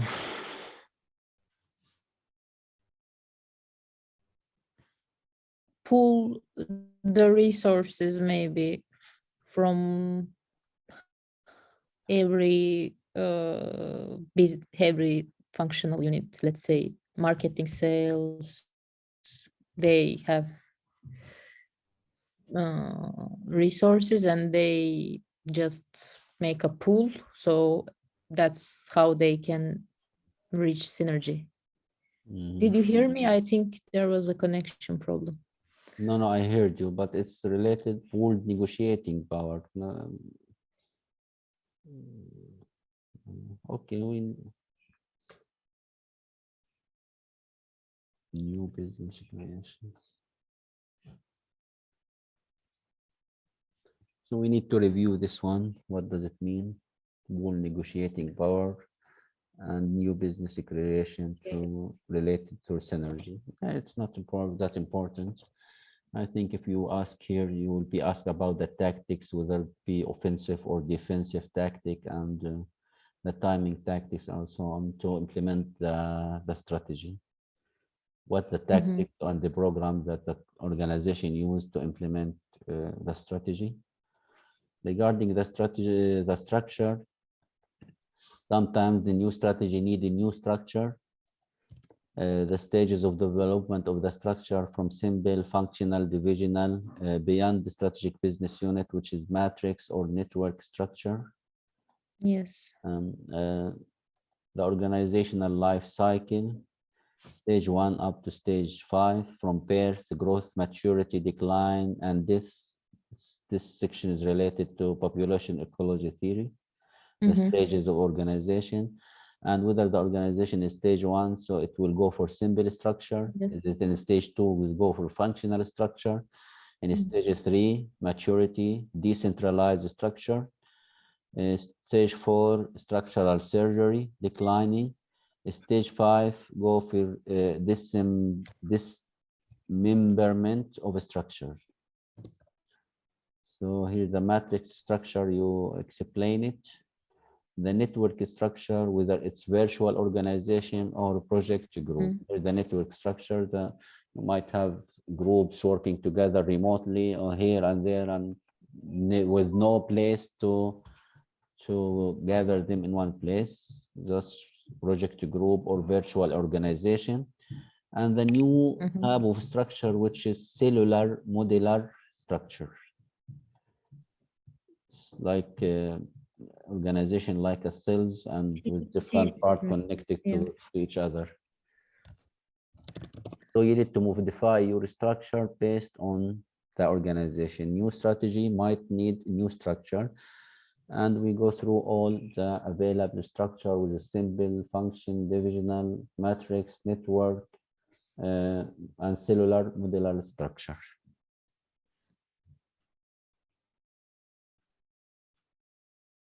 Re-engineering concept, principles of re-engineering, emphasis or concentrate on outcome, not the task. How the output perform the process, how use the output perform the process, treat the geographic resources as it centralized, link parallel activities, not integrating their result, decision where the work performed. So it's about total reform of the process of project, not a process of production. Okay. Not concentrating on one task or something like that. Total re-innovation and total creation of the production process. Okay. Six Sigma, and it's a process defining, measuring, analyzing, improving, and establishing. Defining the problem, measuring the factors related to the problem, then analyzes the effect of each factor, then do improvement, and then establish our control process. And this is defined as a circle. You are in a continuous circle, you know, you are the defined stage is not end or time bounded. You always defining the problem, you always measuring, you always analyzing, and you always improving. So it's a continuous process. Okay. The job design, the famous job characteristic model. Yes. Again. So this is for strategy implementation. Staffing and directing. It's also strategy, the objective. You have the integration manager and its task, how the integration manager work, profile for company, strength and weakness, his task, ideal combined company should look like, ideal combined company. This is integration manager when two companies are combined together, and his task in the process, do action plan, do the training program, make combined company more competitive. Successful integration manager, deep knowledge of acquiring company, flexible work across functional team. So this is the question here. What do you know about integration manager, I think, and his task and so on, if they ask about it. Executive type to match the strategy. Types of executive. Dynamic industry expert, analytical portfolio manager, caution profit planner, turnaround specialist, or professional liquidator. So based on your strategy, you need to find the best CEO to implement your strategy. Yes. Succession planning, we already know what about it. Succession planning, define ability and potential of the current employees to promote to a higher job and positions inside the organization. It might be dynamic industry expert.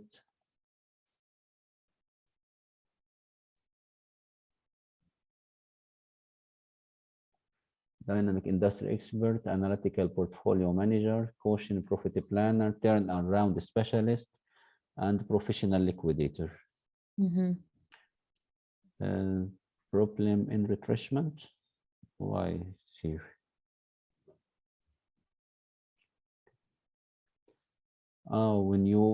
When your strategy need to downsize and limit some position inside the organization, so it might damage the learning capacity and difficult to keep high performance after you doing downsizing inside the organization.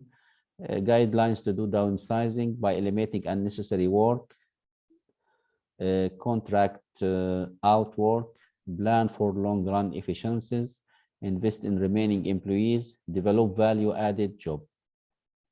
So how these are the guidelines to deal with downsizing if you decide to downsize your leading, directing, use their abilities and the skill. We have talked about leadership and so on, managing culture. Here in managing culture when you merge with other organizations. Yes. So the two organizations might have different perspective about the other culture.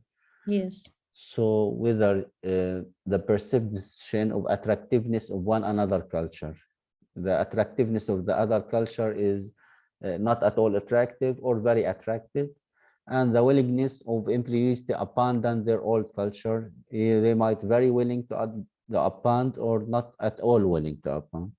Yes. So in these cases, we will face it in cultural organization culture also. We have 4 types of integration between two culture, whether the assimilation, when the employees are very willing to abandon their old culture, but the other culture is very attractive for them. So here's the assimilation happen. One potentially smooth transition from one culture to another happen.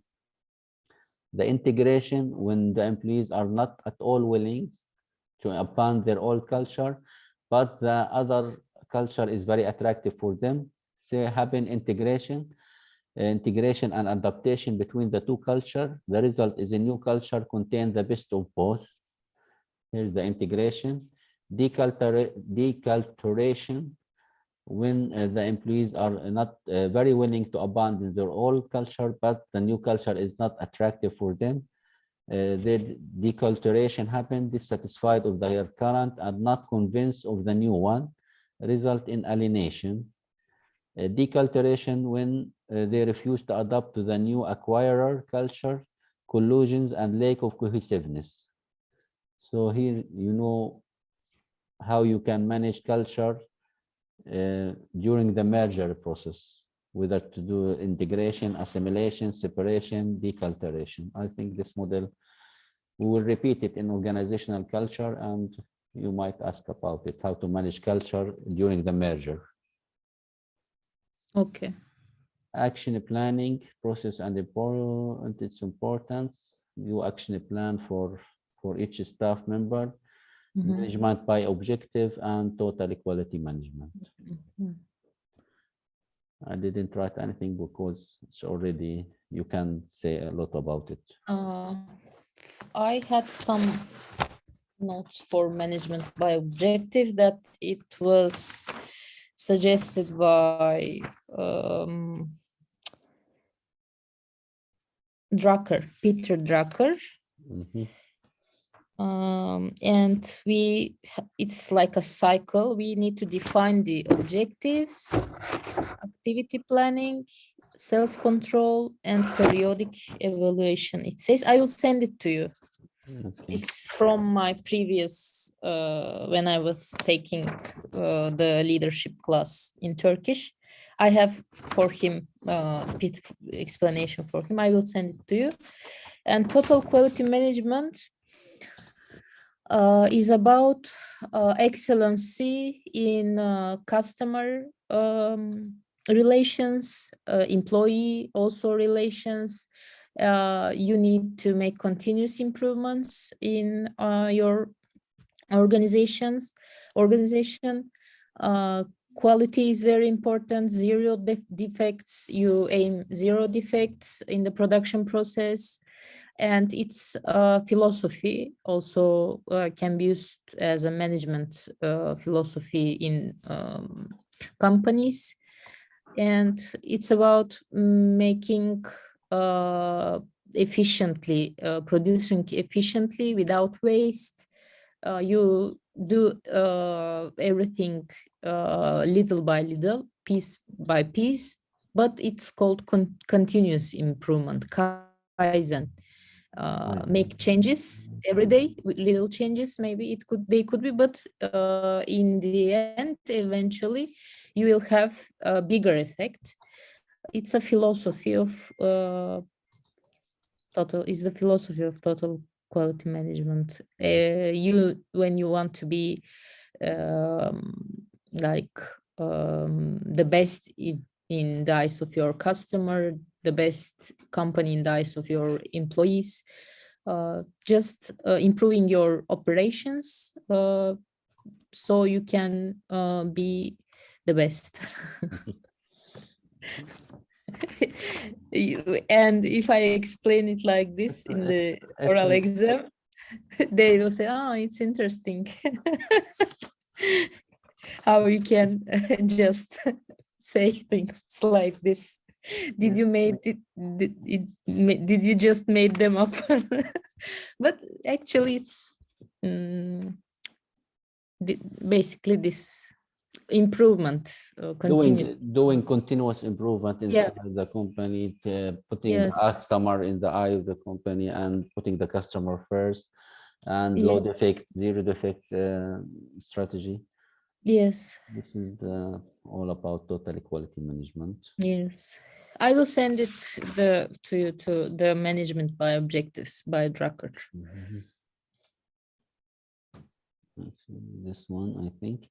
Defined organizational goal, defined employee objective, continue monitoring performance and the progress, providing feedback, performance appraisal, and performance evaluation.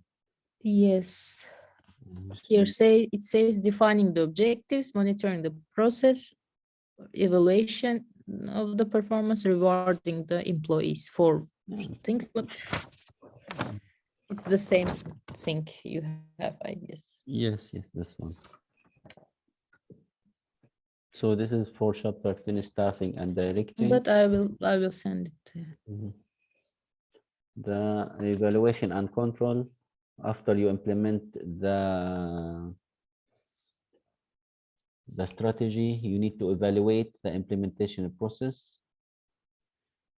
Process of the evaluation is determine what to measure, establish a predetermined standard, measure performance, and after you measure performance, you need to compare whether the performance matches the standard or not. If it's matched the standard, you end the process. If it's not, you go to measure performance again and repeat step 3. Type of control during the evaluation process, you might have outsiders from outside. You might control the behavior, how something done, and order from supervisors. You need to follow standard operating procedures. Input control, emphasis over resource. So I think the most important things in this chapter is balance scorecard, management audit, and the strategical audit. Benchmarking, maybe. Benchmarking.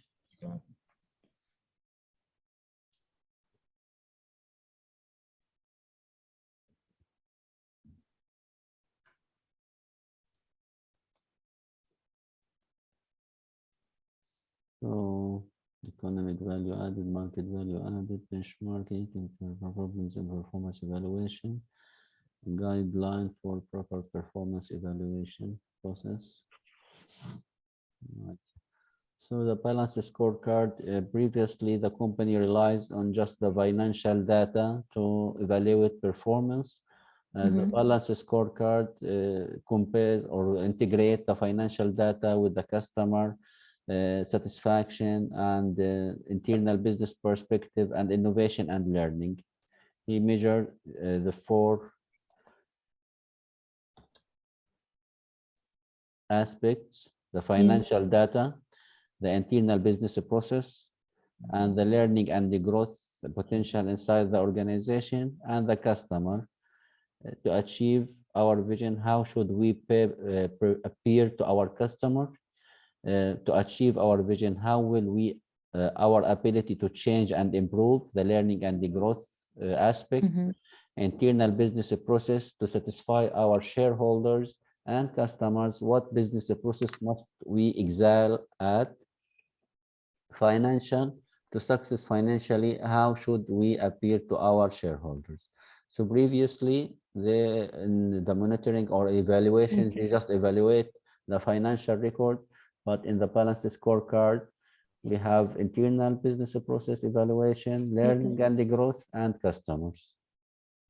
So they combine the result from all these aspects and come up with the final evaluation for the company.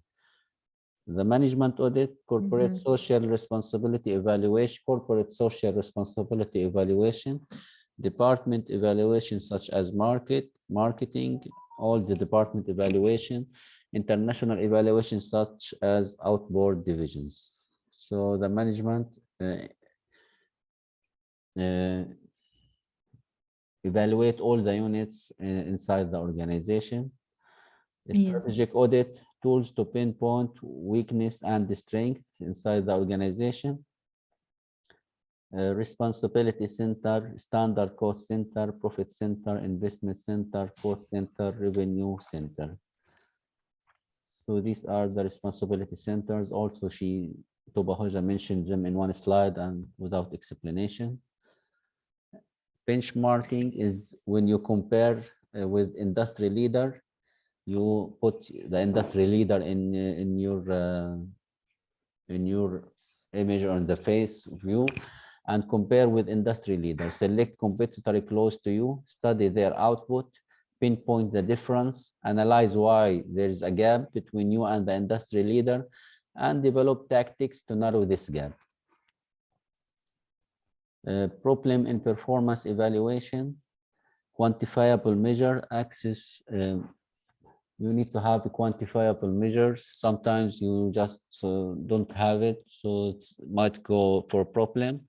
You need to have access to enterprise resource planning in order to collect data and to have a timely measure. You have sometimes short-term measures versus long-term measures, and you might have goal displacement, behavior, sub-optimization.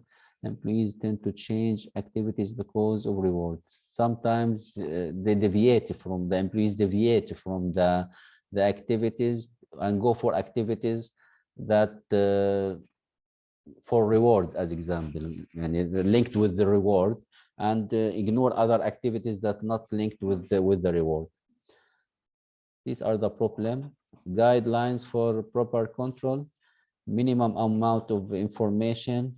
Your control must depend on minimum amount of information. You just evaluate meaningful activities, not all the activities. You need to have it in a timely manner. You need to measure short run and long run, and you emphasis on the reward during the evaluation approaches to incentive measurement.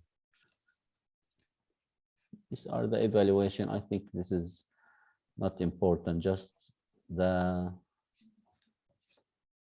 balance scorecard,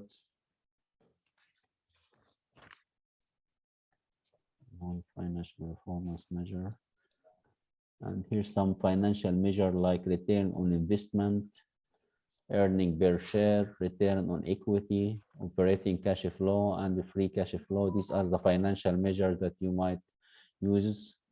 A non-financial measure like stickiness, links of website visit, eyeball, number of visitor to website, mind share, brand awareness.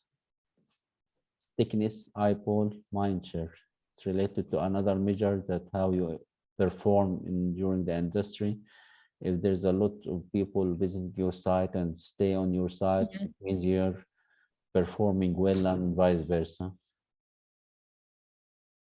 This is the main topics of the evaluation: the financial measure and non-financial measure, the balance scorecard, financial, customer, growth, and business process, how you manage audit, how you benchmarking, the definition of benchmarking, and the problems related to performance evaluation. Is there any additional slide here? I think I had some notes for the responsibility centers, but I can't find it now. When I find it, I will send it to you. Responsibility centers. There are some types. I will send it to you. Okay. Profit centers, investment centers, for measuring the performance again. Mhm. It's used to isolate a unit so it can be evaluated separately from the rest of the corporation. Mhm. So they review they measure the performance of a unit separately from the rest of the corporation. This is why they use it, these responsibility centers. Mhm. I will send it to you. We have some types, like I said. Standard cost centers is for manufacturing facilities. We have for different styles of production, actually. They made different types. Mhm. For administrative service and research departments, they use expense centers. I will send it to you. It's very narrow, so Okay. you can add them. Okay. No. Also, as I told you, she mentioned it in a hurry without explanation. Yes, okay. So I don't think it's very much important, but it's good to know the definition at least too. Yes, yes. So we can go fast through management gurus. Okay. Harry Igor Enzoff, you know, his matrix, current Yes. product and current market and so on. So market penetration, market development, product development, diversification strategy. Michael Porter, we go through the five force Five model, horses. Yes. generic strategy, Yeah. and Well, the supply chain. But and the choose the diamond. Porter with- Diamond model. Porter Diamond model, I think it used to evaluate the national company possibility or ability to compete globally. Yes, yes. He evaluated the firm strategy and the structure and rivalry among the industry, the demand condition, the government interference, the related and supporting industry, the strong of the related and supporting industry inside the country, and Yes, the factor conditions, and the rule of a chance in this process. yes. So he identify four main aspects like strategy, structure, demand condition, related and supporting industry, factor conditions, and he related them to the government support for the industry and the rule of the chance that might play some role in your how you can compete globally as national company. The Porter four corner model, it's related to competitors analysis. You use it to analyze your competitors, their motivation, their action, and management assumption and their capabilities. So you put this four corner model, what the motivation of your competitors, their financial goal, their corporate culture, their organizational structure, their leadership team, and their background, their external constraint related to them, to the business philosophy of your competitor, and what there's action, their current strategy, how the business create value, how the business is choosing to invest. So you evaluate their current strategy, and you evaluate their management assumption.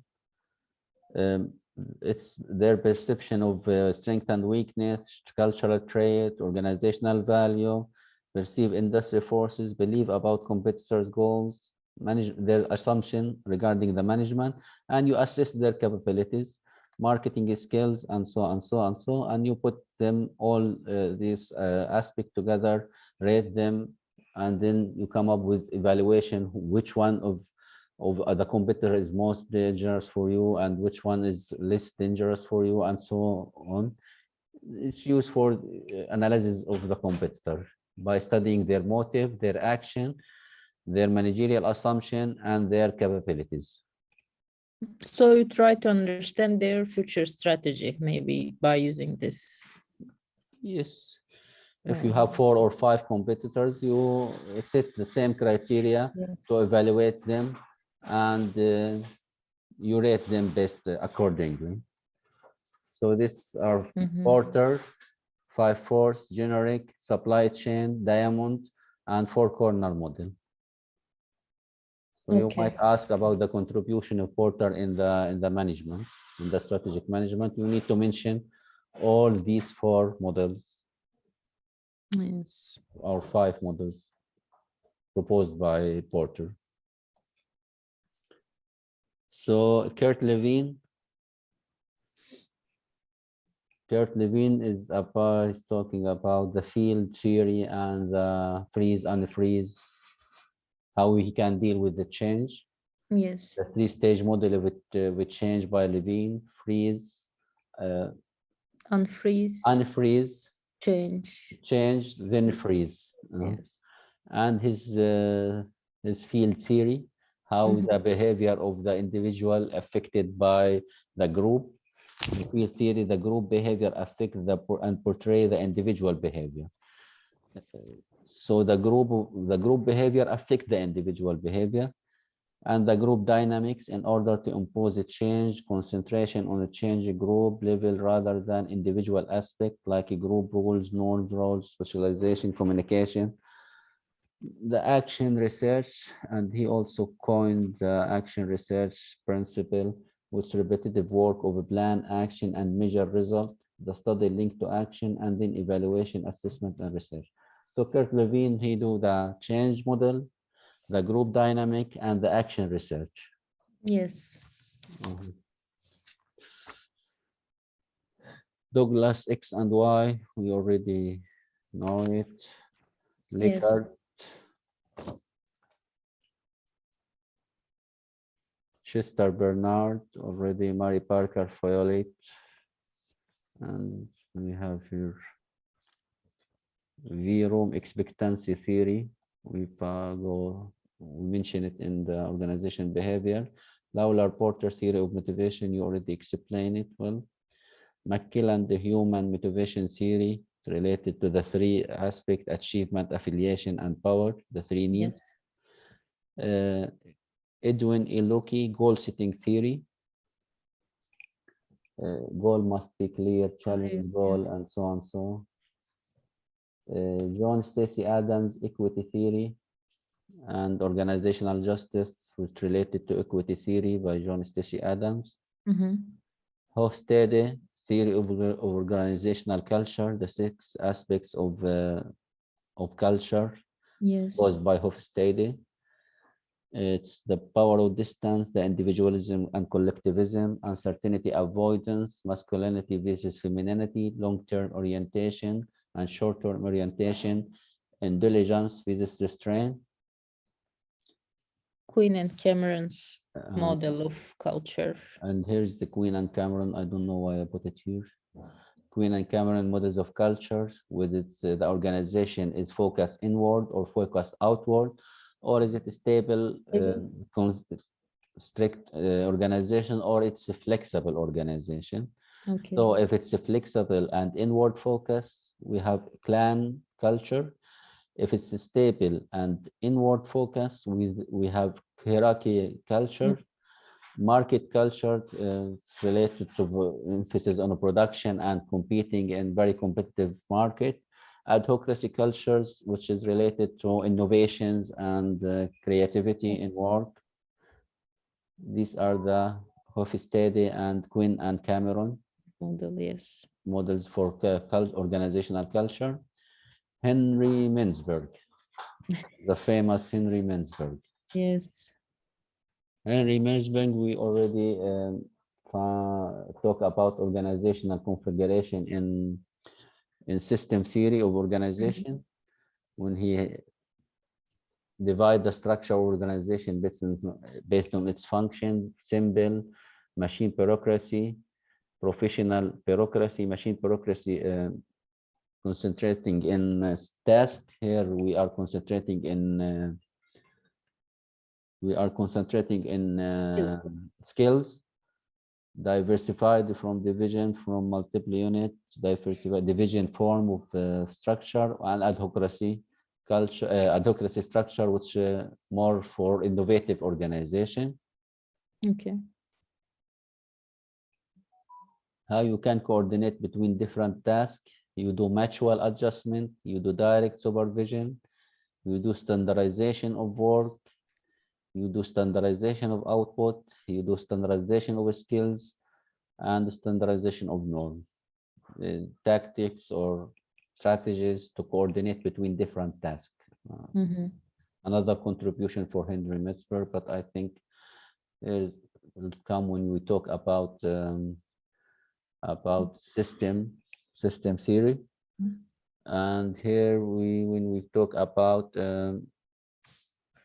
10 school of thought in strategic management, we have the design school, the planning school, the positioning school, entrepreneurial, cognitive, learning, power, culture, environmental configuration.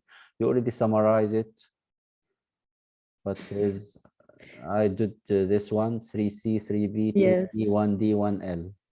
So 3C for configuration, cognitive, and cultural, 3P for positioning, planning, power, and power, positioning, planning, and power. 2 for environmental and entrepreneurial, D for design, and L for learning. Yes. And the design school is responsible for development of a strength, the normal strategy formulation, which emphasis on analyzing the strength and weakness, opportunities and the threats, and so on, and perform the strategy based on this analysis. Positioning, it's related more to Michael Porter.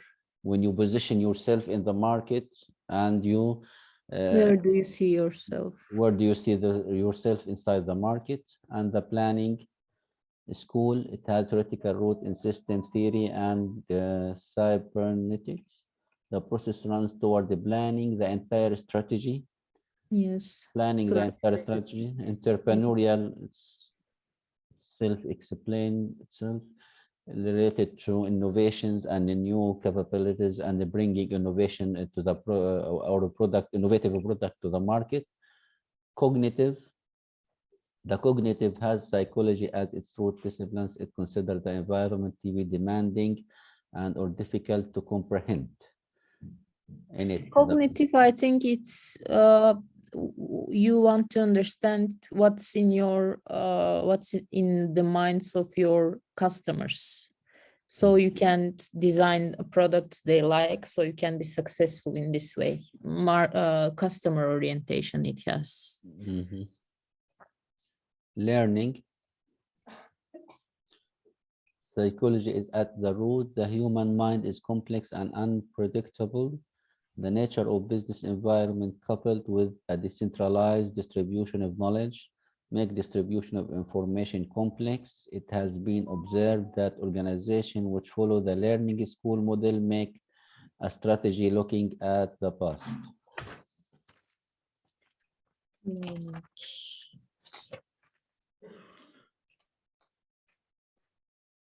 Yes, you look at the past, what you did wrong, so you don't want to do it. So you learn from your pitfalls. Yes. Avoiding the things that you did and the things that didn't work before. Power school. Concentrating power in the hands of a few people, but it may also harm the organization, because those people may not want to change when it comes to change. So it can be dangerous. Culture is forming or formulating the strategy based on the culture, norms, and beliefs of the company, Yes. and aligning the strategy with the culture. Yes. Mhm. Environmental situation and give importance to environment. Give importance to environment. In example, IT industry technology need upgrade and is ever changing. So situation analysis is the most used tool in this school. So based on It the says- environmental constraint, environmental assumptions, you form Mhm. your strategy. Yes. And configuration. Strategy needs to be configured. Process of it's seen as a process of transformation.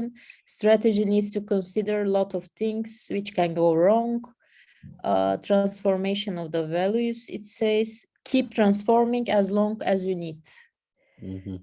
It says go over the organization is configured over and over again unless it reaches the desired results. It's, I don't know, maybe how you can implement a strategy when you transform, when you are continuously transforming. I don't know. This But is some aspect. Maybe it's work for some other some organization you use. yes. What is this? But in his book, I think, or in his interpretation for the school of thought, he didn't advise any organization to follow one type of school. Yeah, they may choose more than one. Yes, they You may need to follow. yes, you need to follow more than one. Yes. And it will give you a strategic flexibility if you follow more than one school. Yes. These are the school available based on Mintzberg. 3C, 3B, 2E, 1D, 1N. Yes. McKinsey 7S model. This model used to evaluate the organization from inside. The 7S regarding the structure, the system, the style, the staff, the skill, the strategy. He divide the top as the hardcore and the soft core issues or something like that. Yes. So the strategy, the structure, and the system are the hard component of the Yes. model, and the skill, staff, style are the soft component of the model, and all are interconnected. And in the middle of it, the shared value inside the Yes. organization. So strategy system are daily practice and business decisions that form the standard operation within the company. The system is how the company operate inside. Skills improve the abilities and competencies of employees. Staff refers to the workforce of the firm. Size, how are they motivated, rewarded, trained, and prepared to achieve their task. Style, focus on the attitude of manager.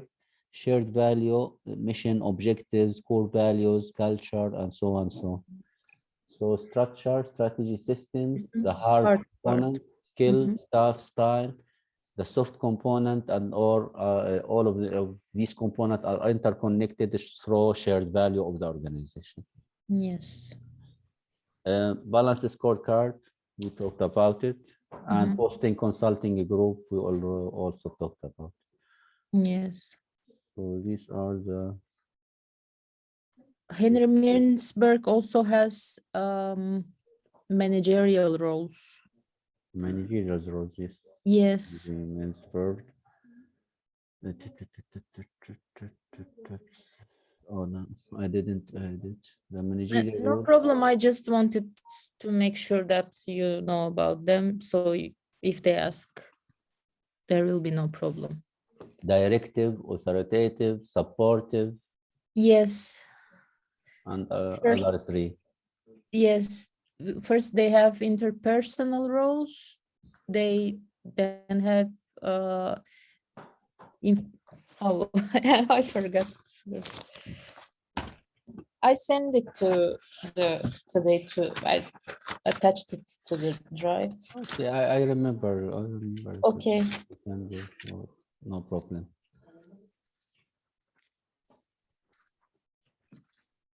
Interpersonal, informational, and decisional, and they all have like 3 or 4 additional roles inside.